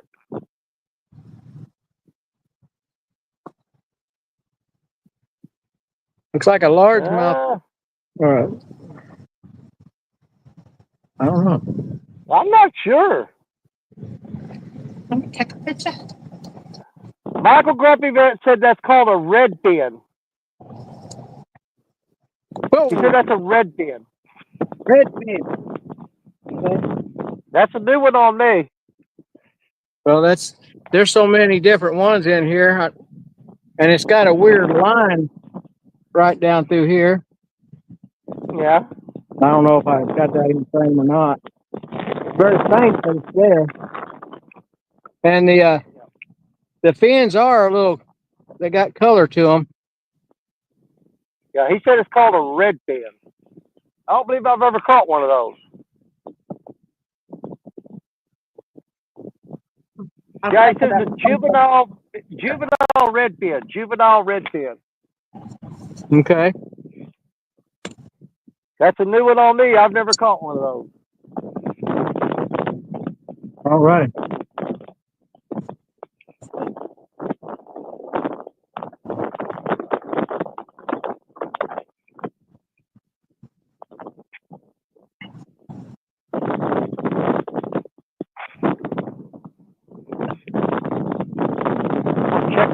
these other 2 rods.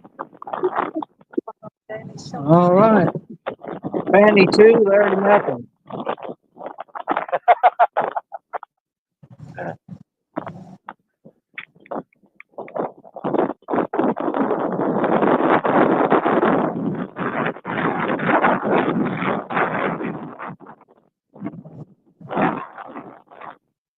got something heavy on here, but I think it's grass and weeds. I'm not sure.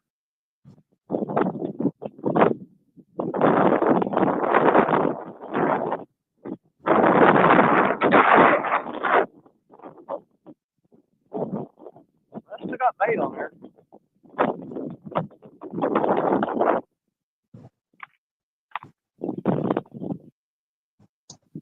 Had a big old stick on there.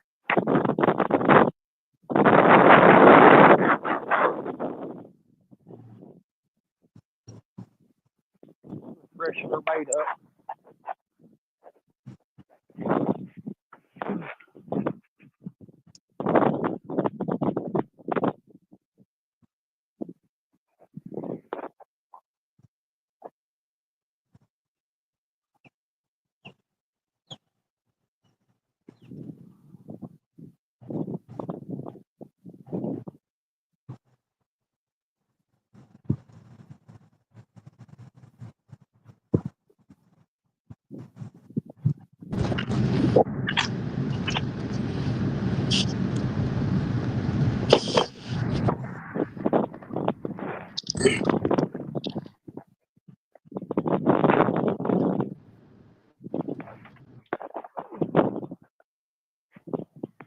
Did you catch it before you threw it off?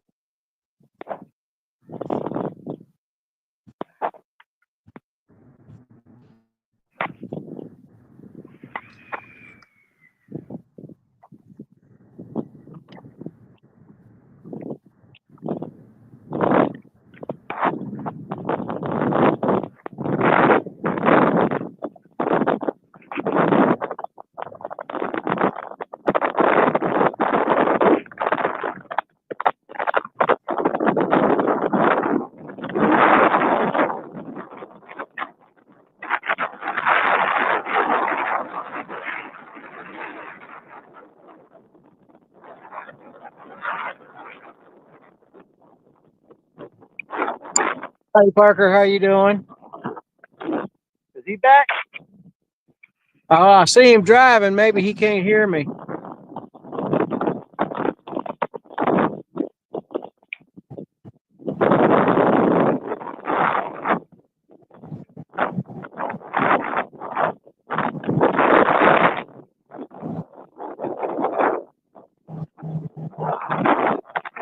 This wind is putting such a bow in my lines. It's ridiculous. Got the wind blowing such a big bow in the line. As soon as I looked at the camera, he jumped off there.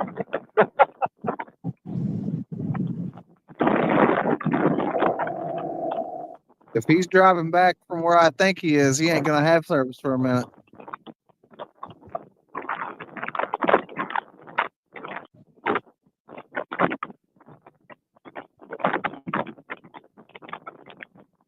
He's going to that one spot where signal goes in and out when he's traveling, huh? He's trying to get back in there.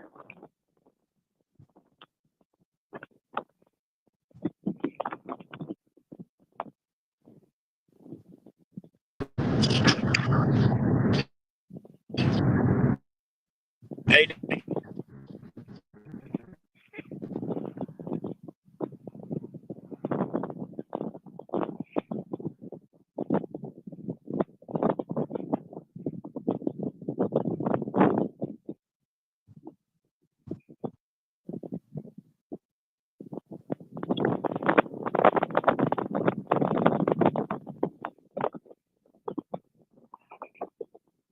I wonder where the microphone is on these earbuds because I can hear that wind blowing on it. I know that.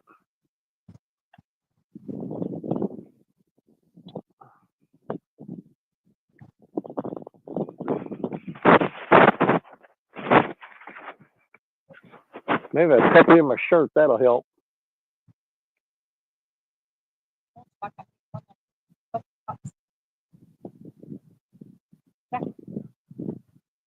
Hey,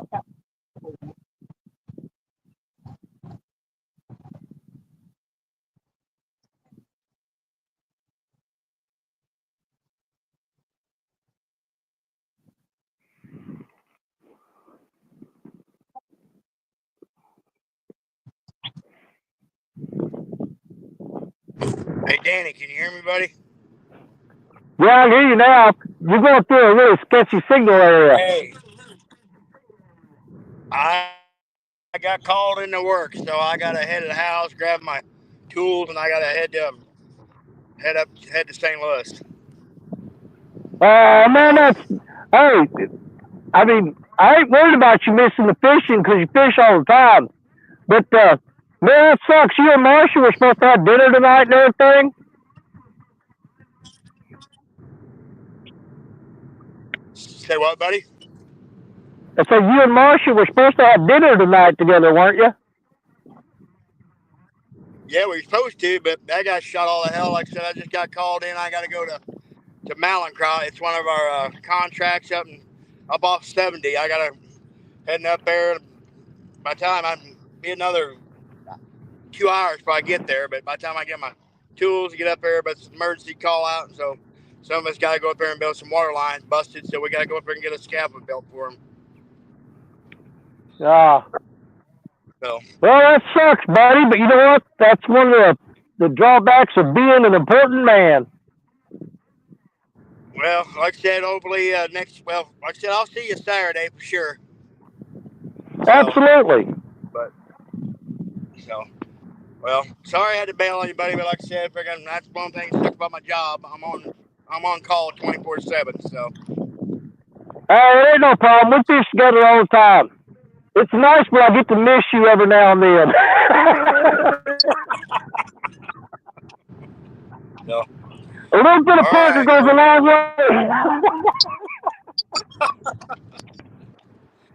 Hey, I'll see you Saturday, man. I'm gonna be there pretty early, and we'll hook up before the tournament and figure out what we're doing. All right, sound like a plan, brother. You be careful out there. Everybody be careful out there. I'll get a hold of you later this week. And, well, everybody, I'll see y'all later, and we'll see you in the next one, y'all. And Larry, don't let that alligator eat you. I won't. I'll run fast. See you later, Parker.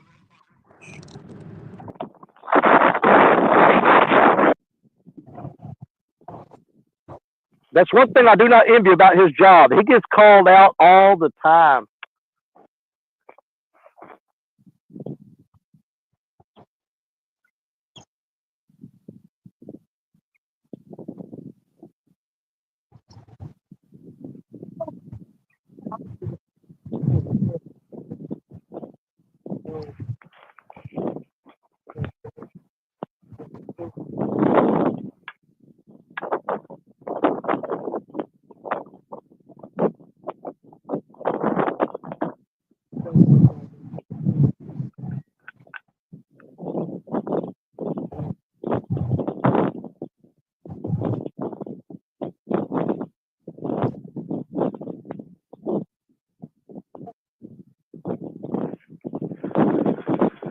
Did I get him?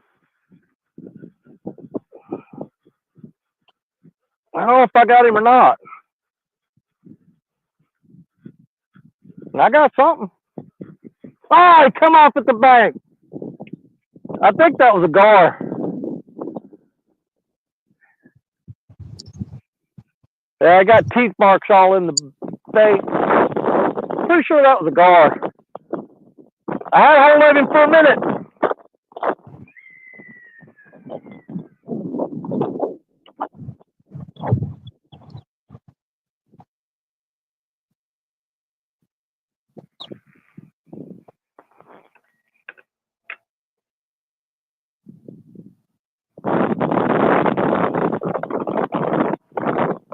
Yeah, I don't know what that was, but I'm going to call it a gar so I feel better about losing it.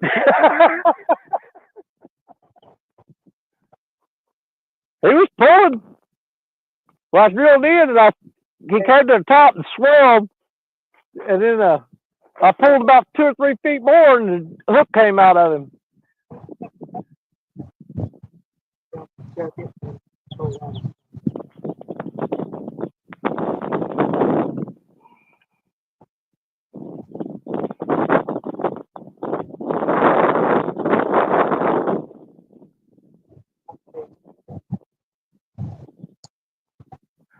Donnie Die Outdoors, the Gundai. What's up, Curtis? Welcome in, buddy. Hope y'all see me spit that out. That's pretty gross. Coughed up half a lung.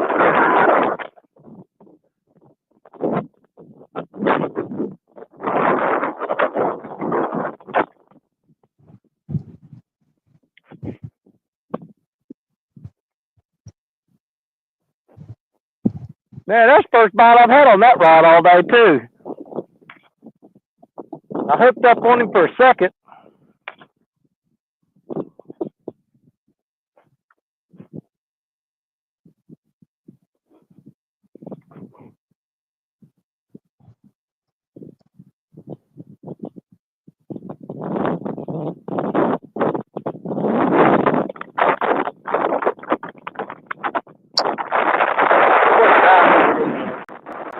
I got 2:37 my time. that gets out of your way just a little bit.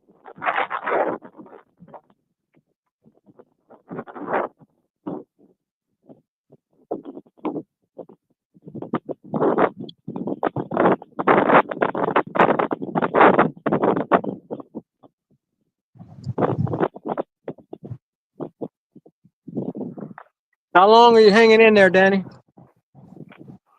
That's what I was trying to figure out. 2:38 my time. We'll probably go till 3:30, about a little less than an hour. That'll give me time to get packed up, get home, and clean these fish, and have them ready to cook up tonight. Sounds good. I'll hang in there with you. Okay, yeah, I got 2:38. We'll go till 3:30. So we got 52 more minutes. I was hoping to get a couple more catfish, but when I gotta work, I've got some more fish at the house. I can get them out, put them with these, and have enough to cook them up.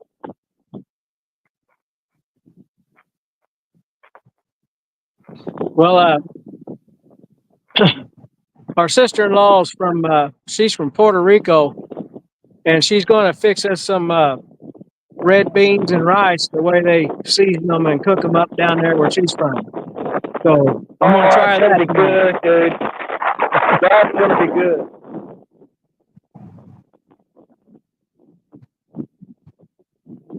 Well, she's doing all that cooking while we're out here playing around. So maybe if I'm lucky, she might tell me what she puts in them. There you go. But there's nothing like authentic. When somebody who cooks it from the area that it's from, it's like people. I say, you ever had Mexican food? They go, yeah, I eat at Taco Bell all the time. No, you haven't had Mexican food. Taco Bell is not Mexican food. It's not. Even the sign ain't Mexican. That's it.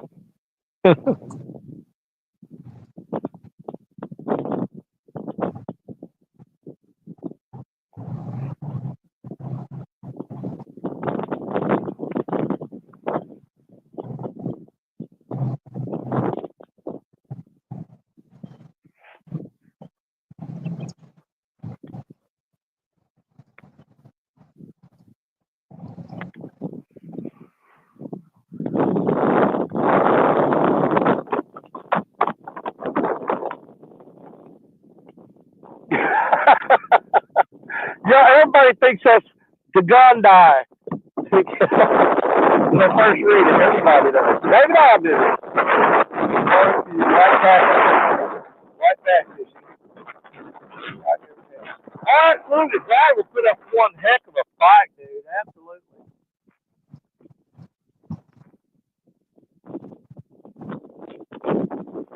They're actually good eating. I just don't like cleaning them.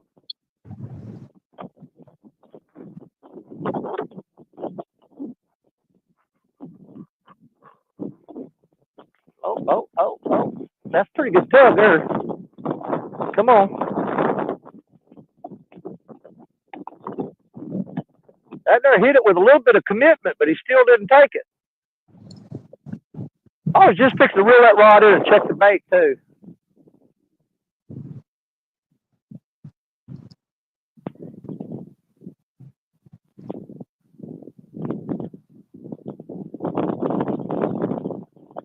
Come on.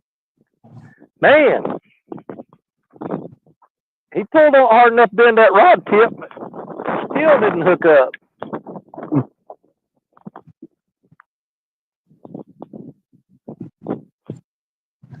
Me and Fanny was over here last night just before dark, and there was a fella going along this concrete wall here in front of us.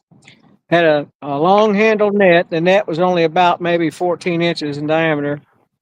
He was walking along this wall with a flashlight, and he was filling a bucket up with blue crab last night. They'd come up. I've done that before. Yeah. They come up here for whatever reason. They come up here to this wall. Yeah. I was in, where was I? Pensacola.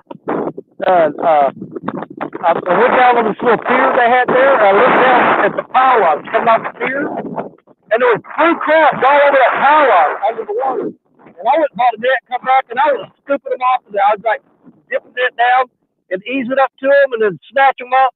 And man, I filled up a bucket full of them things.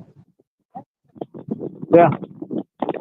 Yeah, well, maybe if I come back, I'll get me one of those nets in a bucket and I'll try that myself. Absolutely. Just make sure that when you get them, now don't pitch the crap out of you. That ain't no crawdad. I mean, I don't want to get hold of my pinky. I thought he was going to rip it off. But when you catch the blue crab, you got to look underneath. And if there's like a big wad of eggs under the tail, there's a tail flap under there. If there's a wad of eggs, you got to release that. And actually, I can't remember if I think the females underneath on the bottom of the shell, right where their tail flaps over, I think the females have got like a rounded shape above that, and the males is more pointed inside the shell. There's like a design in it. I don't think you keep the females alive. I don't know. It's been a while since I've done these blue crabbing, so I've kind of forgotten the laws on it. I always refresh my memory before I do any of that stuff. Well, I know because of this area I'm in, has fresh water and then it has brackish water. So you got to buy the freshwater and the saltwater license because you never know what's going on. If you went down to Florida and bought every license you possibly could, that you could possibly, I think it's like 5 or 6 of them, man. Yeah, depending on what you're going after, there might even be another stamp or permit or something for them crabs too. I don't know. Exactly. I don't know. It's been 2 years since I've been to Florida. We didn't get to go last year, and I got to refresh my my knowledge on the laws down there before we go back.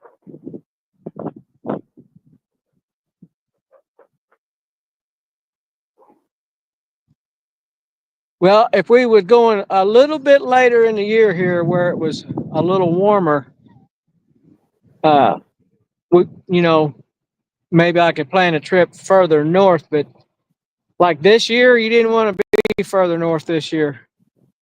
No, it got in the 30s right here in below Tampa here. Well, that's the thing about it. With the job that I have now, used to I could take off and go down there any time of the year I wanted to. But with the job I have now, that we have mandatory vacation on July 4th week and on Christmas week. We get 2 weeks a year, and you got to take it off in July and December. They don't give you a choice to take it either time. So going to Florida in July is kind of miserable. I ain't no kind of too. It's pretty freaking hot. Yeah. Yeah, we've And done. Stacia's been, once the kids get bigger, the grandkids get bigger, and they're not coming around as much as they do. Stacia and I have actually talked about spending a Christmas in Florida sometime.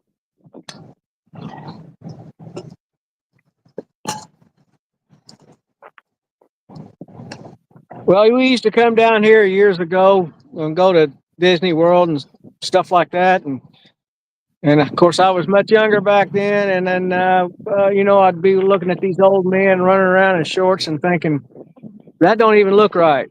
Well, now I am one of them. But you know what? It gets hot enough, you'll wear them.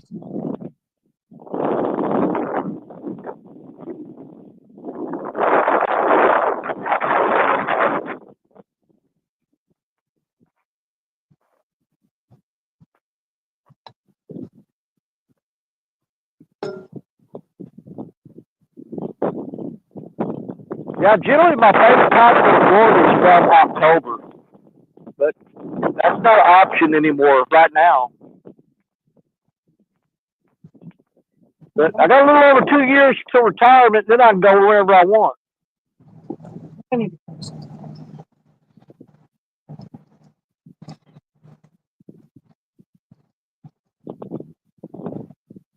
And when that happens, you won't know what to do with yourself. Oh yeah, I will. Everybody keeps telling me that, but I will too. We're gonna hook up that camper and we're gonna stay gone all the time.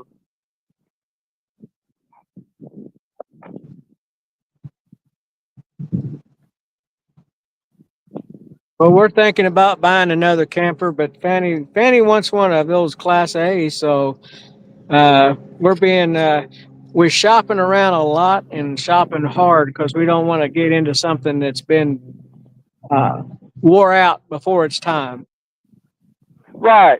And I think we talked about that the last time me and you fished together at Crab Orchard. You guys were talking about getting a camper of some type. Yeah, we should have both of our vehicles and our house paid off in about another month or two, and so that'll free up a lot of money for that. I bet.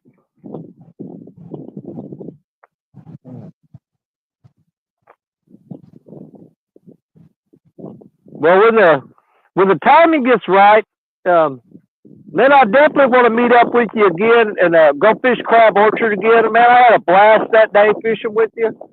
I'd love to go do that again. Yeah. Well, I wouldn't expect him to give up all of his honey holes, but I wouldn't mind us meeting up with Josh and him putting us on some fish. That's a big lake, and although I've caught good panfish over there, I've not really got into the catfish very much yet. And being over with you last year, fishing that tournament with you last year showed me more than I knew already. Well, I mean, we won that tournament, buddy. I hear you. Now, first place, man. But the thing about it is, everything I know about Crab Orchard, I've learned from Josh Dunnigan. And I don't know a lot, but what I do know is pretty good stuff. Really? I mean, he didn't take me over there and just take me to some crappy spots. He took me and showed me some really good places to fish.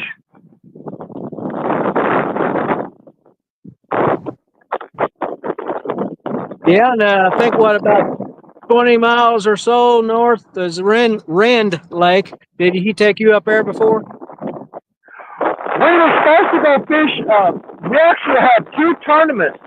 We had I was doing an online tournament, and there was a tournament going on where you had to catch 5 fish and bring them in to weigh them. And we were supposed to fish both of the tournaments that day. And the weather got really, really bad, and we had to cancel out on it. So I've never gotten to go to Rend yet. They got some nice campgrounds in there. Really? At North, one's called North Sandusky and one's called South Sandusky. We stayed at the North, didn't we? And but most of the time we pulled our camper over there, we stayed in North Sandusky, and they had pretty decent campsites in there. But when we was going over there, that was before they started this reservation crap. Yeah. And now I can't say for sure that we can even get a spot in there anymore because they reserve stuff almost a year ahead of time.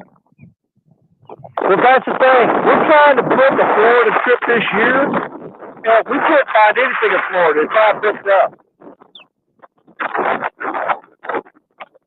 And now I don't know how many places do this, but I heard that some places are starting to, especially if you're long term, more than a week or two, are starting to not allow you to camp there if your camper is more than 15 years old.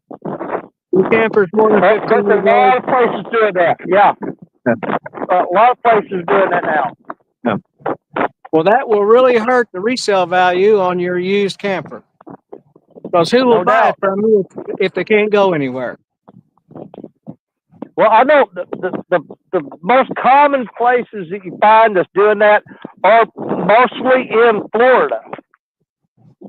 But, oh, hang on here. What are you doing, little fish?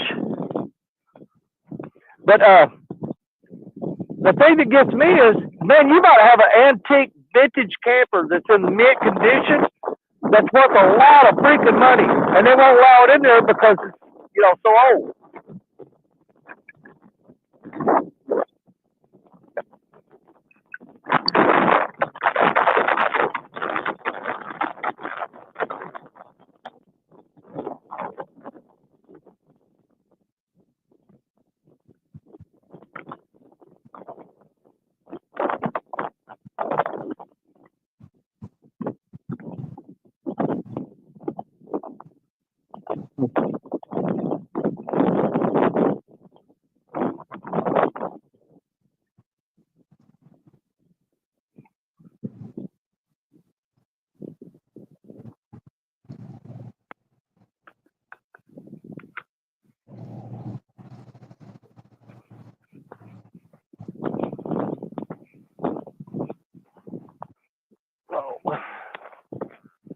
I'm starting to get a few little bites here and there, but they're not very impressive.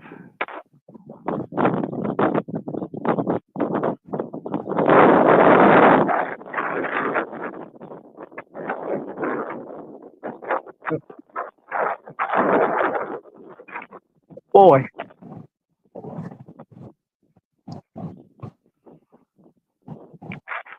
Well, Curtis, the reason they did the old camper rule is because there were people actually pulling up with some really junky, trashed out campers that were falling apart. And I've actually talked to some people in some of the RV parks down there. They said they've had people come in, the axles break on them or something tear up, and the camper fall apart, and they'd have to figure out some way to get it out of there. They've actually had people abandon old crappy campers in the campground. I just told them, we got no way of pulling it out of here. It's tore up. Something broke. They wound up just leaving it.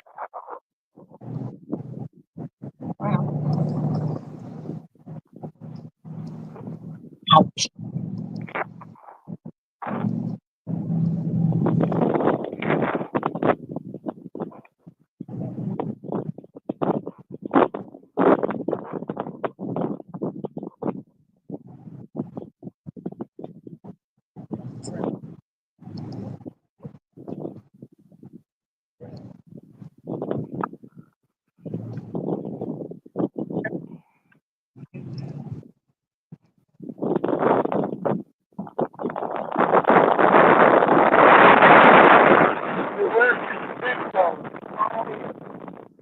Yeah, he's there somewhere.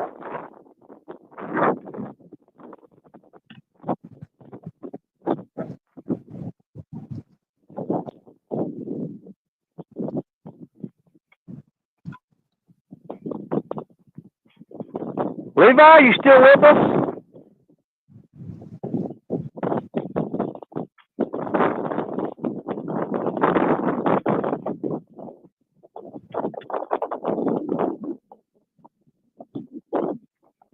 Yeah, I'm still here. They was worried about you. They hadn't seen you in a while.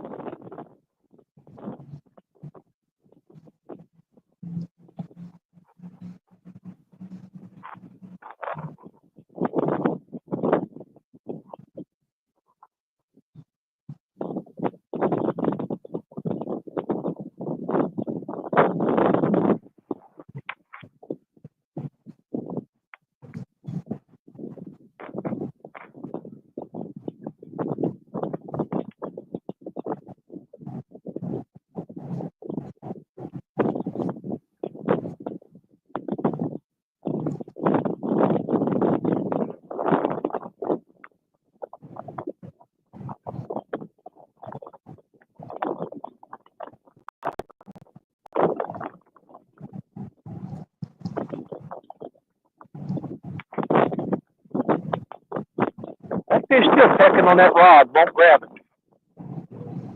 There's probably a little bitty channel cat just nipping at the bait.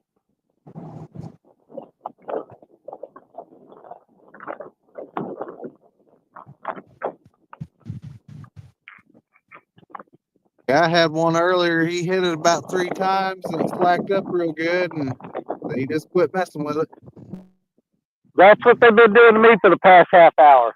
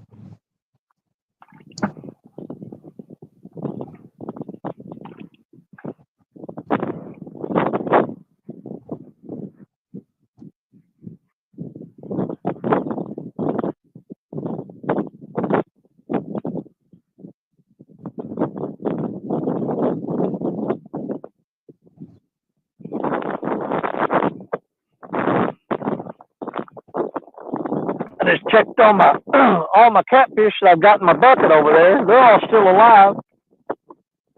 If it's a hot summertime, they would have been dead a long time ago.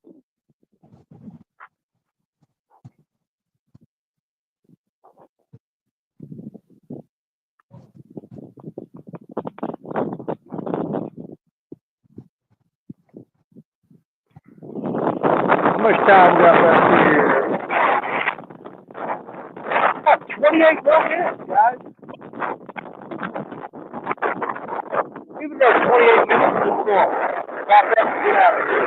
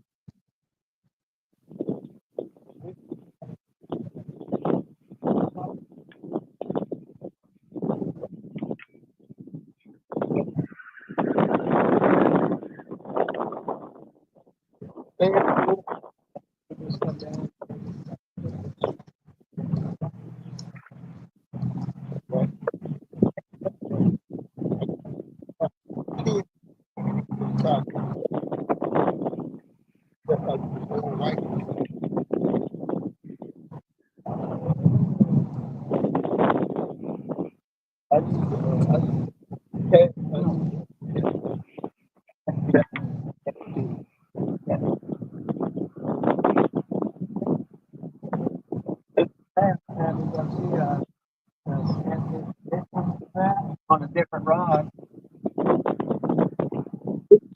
We flew down.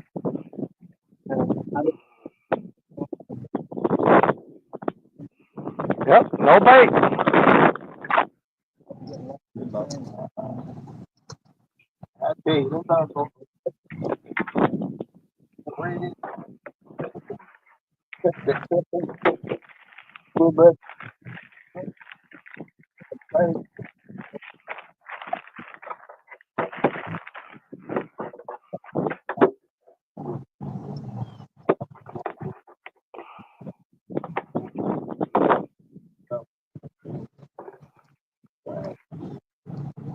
I had to show it to the camera a while ago, but we caught a fish.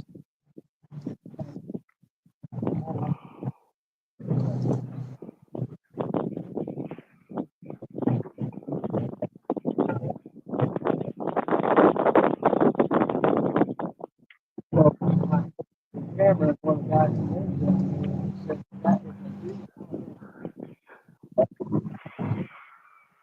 Take the word for it, but I don't know. Yeah, we caught two or three out of here that kind of fish in the back.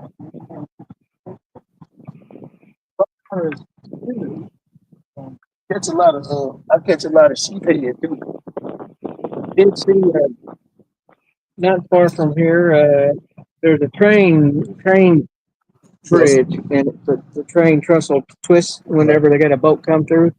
And right at the bottom of that, the guys were flipping rocks over, and they caught sheephead right up there. I got my shovel and stuff in the car now. I use to dig up different grams. They bite pretty good, but that's at the Skyway. But like I say, man, I'm a freshwater fisherman. It's just been hard trying to get shit, especially without a boat. It's help, yeah. without a boat, and I can't switch my brain over to saltwater thinking. You know, It's totally different, man. Like freshwater, freshwater. I understand freshwater, saltwater. I'm lost. But I'm sure that fish run back up here, man. It's no,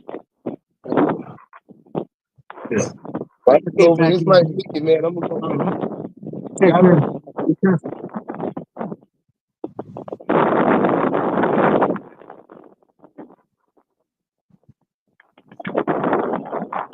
Yeah, I had that one rod that got pecked on and pecked on and pecked on. And it stopped pecking for all I reeled up. Sure enough, they peeled all the bait off of it. I got some little bitty ones in here just pecking the bait off of me.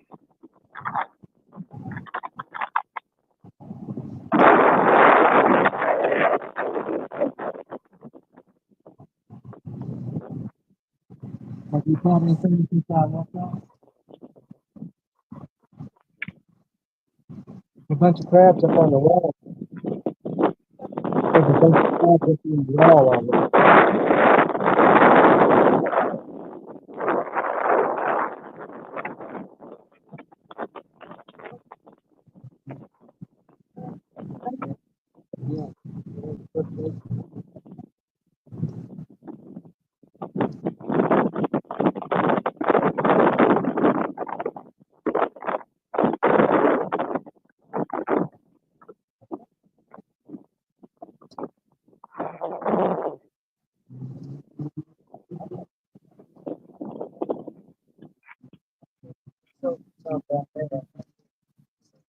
Yeah.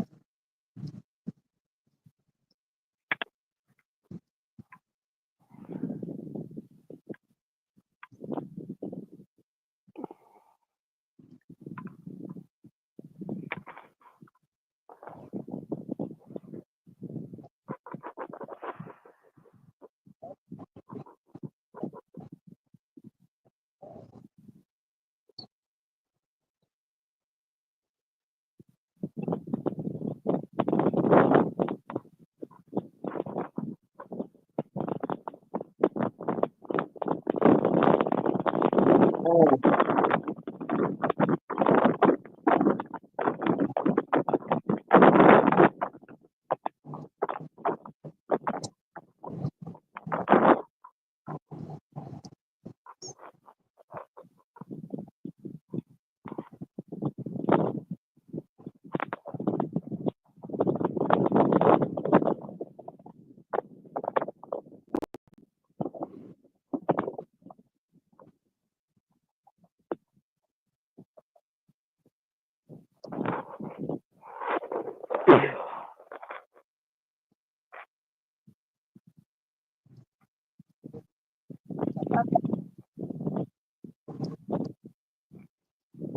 I seen where old John Parker just about set himself on fire leaning up against that heater that he's fishing with. Yeah, I was fishing against him that day. That's what made it even more fun. Well, I think that he about a 12-inch spot there. He burned up there. Oh, yeah, he made a perfect little circle in that coat.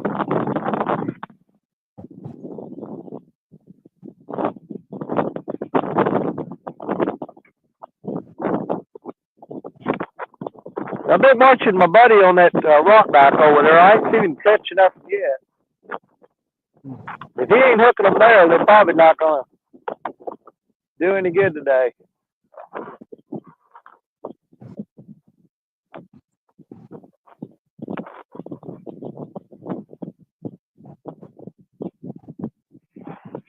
Well, I know next time I come to this spot to make sure I bring at least 2 boxes of worms with me. You said the channel cat was eating them up today, huh? Oh, dude, like I said, I got 6 in the bucket, caught them in 20 minutes. But I had like a box of worms in the refrigerator. That it wasn't even a full box. And my wife said, take those with you and get rid of them today so they're not in the refrigerator. And there's probably about 7 worms in there, 7 or 8.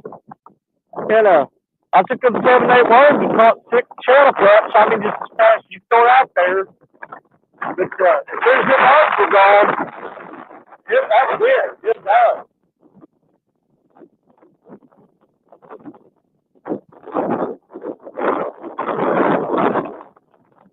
Yeah.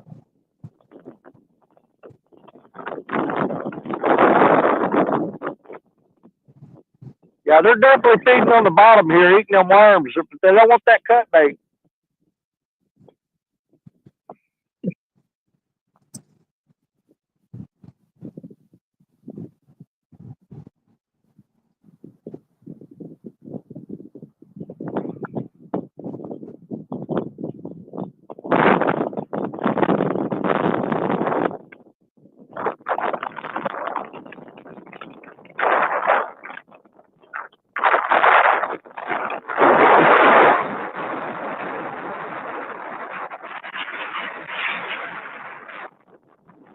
Getting wore out.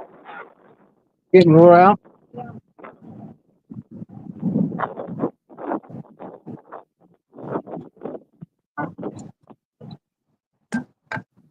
Thought so.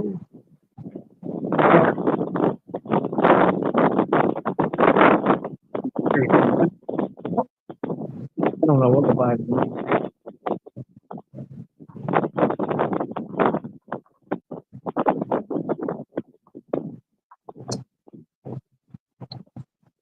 I don't know.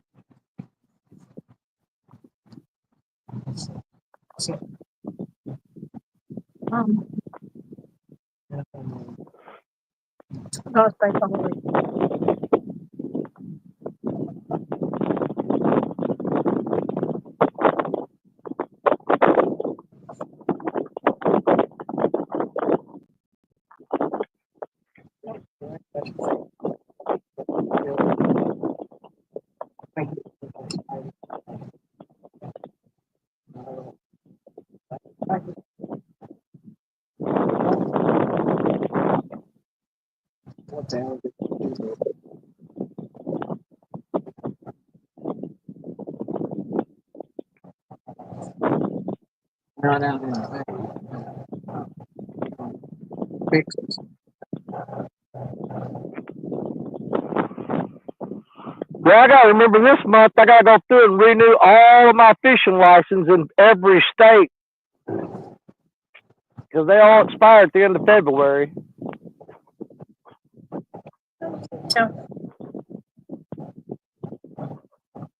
Florida that way. I went to buy a license here at Walmart one day, and they were all confused. Didn't know what I was talking about. I said I was wanting to know what month that your annual license expires, because I didn't want to buy them on the 28th of January and only have them for 3 days, you know. So, and they didn't know what are you talking about? We don't know what you're talking about. Well, come to find out, in Florida, they're good 12 months from the day you bought them. So, and so that was different, but they didn't know what, they didn't even, I think I was making them mad because I was asking them that question, and we don't know what the heck you're talking about. See, like here in Missouri, let's say that you bought your license in December.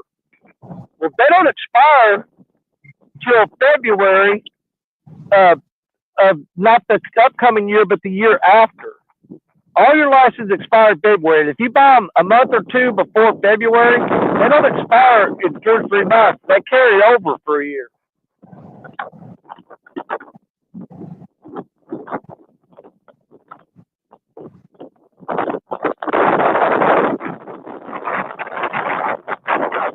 Like if I bought my 2025 fishing license in December of 2024, they don't expire till February of 2026.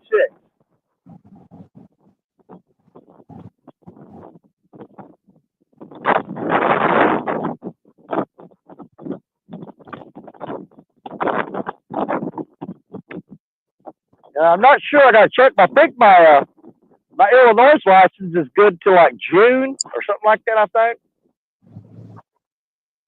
I know my Kentucky license, it's already expired.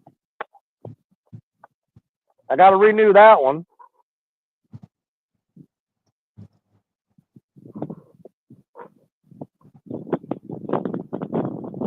And I'm not going to renew my Florida license until I know for sure that I'm going back down there. Want to be outdoors for the $5 super chat. Dear Lord, now earbud fun. Oh, buddy. Thank you, Maddie. I appreciate it, buddy. I did it again. I messed up my chat. Let me refresh.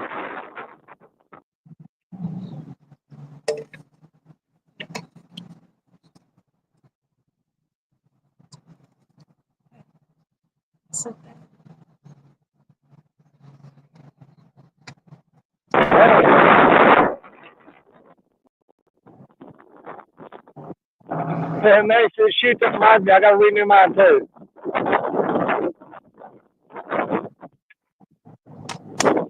Yeah, that's something that it's real easy to forget about, renewing your license, especially if you fish multiple states, because you can't remember which ones expire on when, and did I renew them, did I not? Because I always buy, Missouri right off the bat. I got to get that. But I buy Missouri, Illinois, Kentucky, Arkansas, Tennessee, and Florida.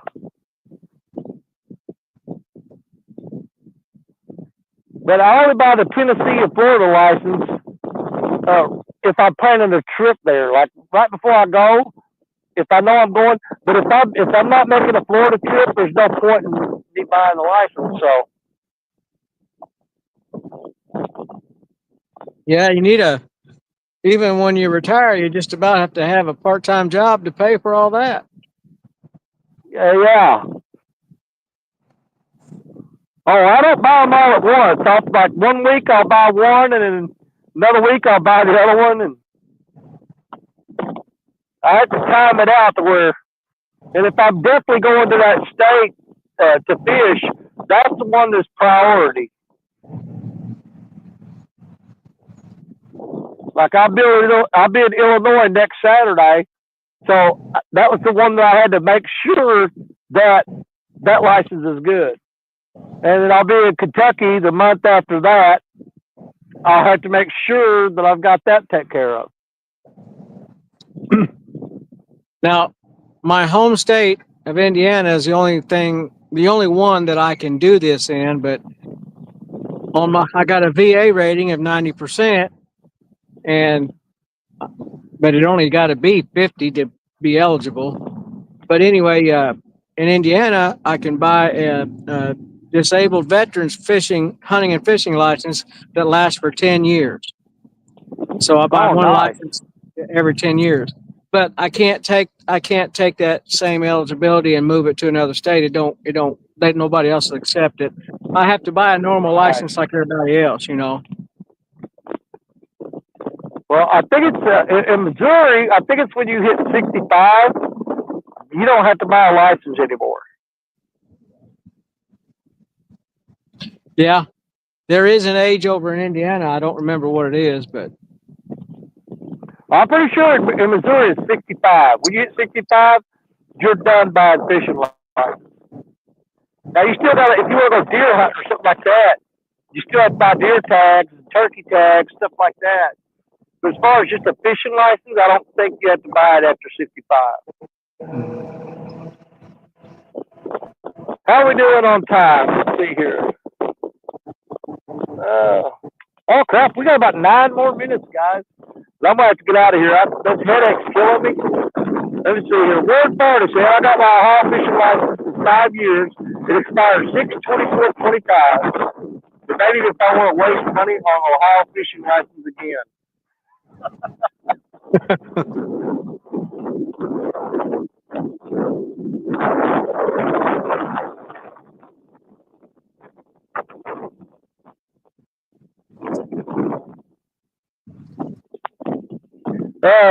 Matt from Want to Be Outdoors says, Missouri accepts his lifetime disabled veterans license. It's not free, but he only pays like $5 for it. That ain't a bad Can't beat deal. that. Not a bad deal at all.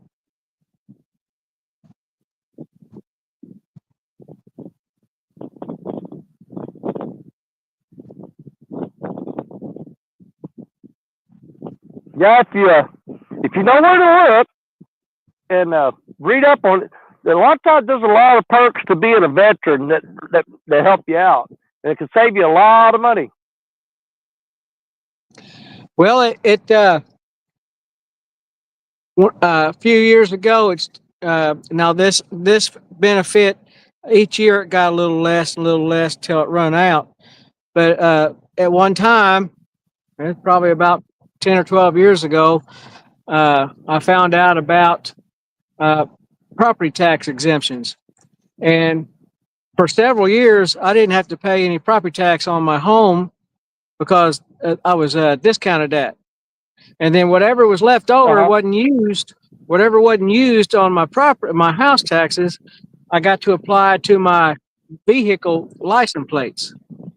So Nice. there was a few years where I didn't have to pay house taxes, and I didn't have to pay for my license plates. But each year that decreased until now I pay full price for both again. But it's nice having that little break in there, though. Yeah, I'm going to go ask if I reapply, will that start again? And if it don't, well, at least I did get a few years of help out of it. Absolutely. And if you got a VA rating and you've never used that benefit, you might want to see if your state does that. Yeah, I'll definitely check into that. Because, like I said, we got a break on our taxes. I was able to buy a 10-year fishing license, and oh, that's a big takedown. Come on, stay with it, boy. Yeah. Stay with it. Man, he bent that rod hard. Maybe we'll get a fish on here. How did that fish not hook up? Dude, he had that rod pinned. How did he not hook up?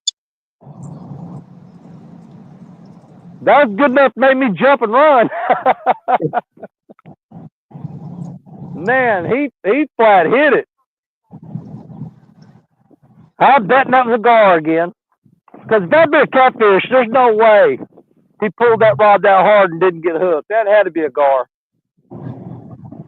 Well, I think there was two fish out there, and one said to the other as he grabbed that line, "Watch this." And he yanked on that line, and here he come. Man, he bent that rod hard. I mean, he took it downtown. But by the time I got down there, he let go of it and stood it up. That was it. I'm betting that was a gar. I'm seeing a lot of them tail flipping around here by the bank.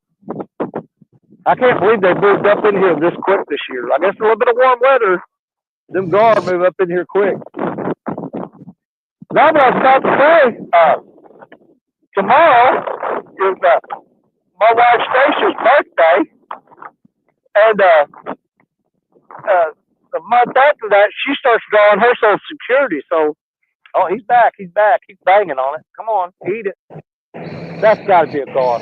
But yeah, Stacia's birthday is tomorrow, and in March she starts drawing her Social Security. Well, Fanny says that that age thing doesn't bother her at all. She said they pay me to be old. There you go. And I just got my third Social Security check this December, right? No. January. No, it was your second. You got one in December and one in January. Yeah. Okay. You haven't got your one in February yet. Okay. If you didn't hear that, I'm not telling you.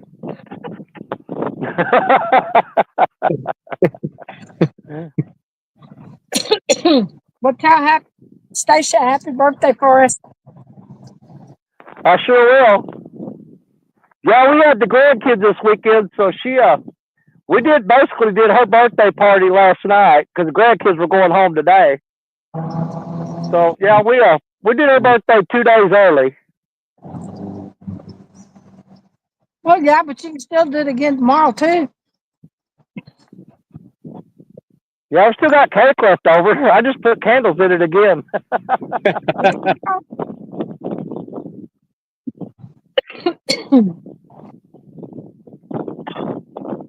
Yeah.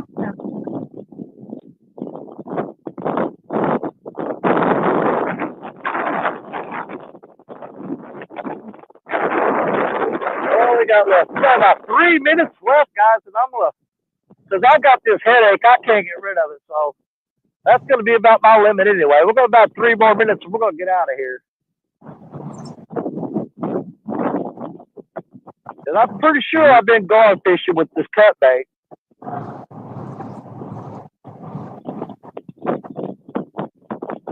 Already carried most of my crap back up to the Jeep.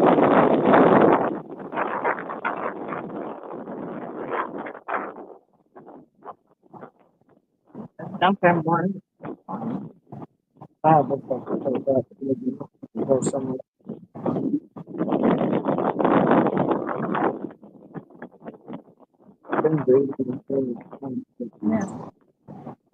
Yeah. Well, I appreciate you letting me come in here with you today, both of you, and sharing the screen for a little while. Brother, I appreciate you. You're welcome anytime. Man, I love fishing with you, Larry. You know that. Anytime I'm live, dude, you got an open invitation anytime. Well, I'm assuming that link is good for all the time. No, we're but I out put of it here up. now. I put Are you it. back? I put a new link up every time I do it. Yeah. Do you? For each week or whatever is a new one? Yeah. Okay. I put a link up every week. So is that the same thing with 2 stands? It's a different one each week? Well, he did one through December that covered the whole month. I don't know how he did that. But yeah, I put up a new show every Sunday, so I always put up a new link with every show. Okay. Yeah, But, that must be. Does that tie in with that particular video? Yeah, absolutely. Okay. But what I've been doing lately is I go in and I pin the link to the top of chat. So even if you don't got the link, when you come into the live stream, if you look at the top of chat, the link will be there. You can just click on it. Okay. I've seen it.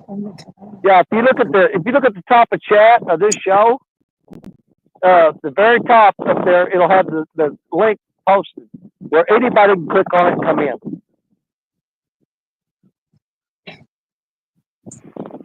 Well, I got in 2 stands on a busy week this week. He said he had 12 of us. Yeah. It was a good time for me to have problems and drop out of there. It made room for people, so.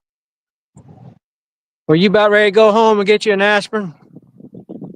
Yeah, I'm going to dig through the truck. I think I've got some ibuprofen in the glove box, but yeah, it's 3:30, so we're going to go ahead and call it. Larry, I'm going to go ahead and give you full screen. You can tell everybody bye. There we go. Bye, everybody.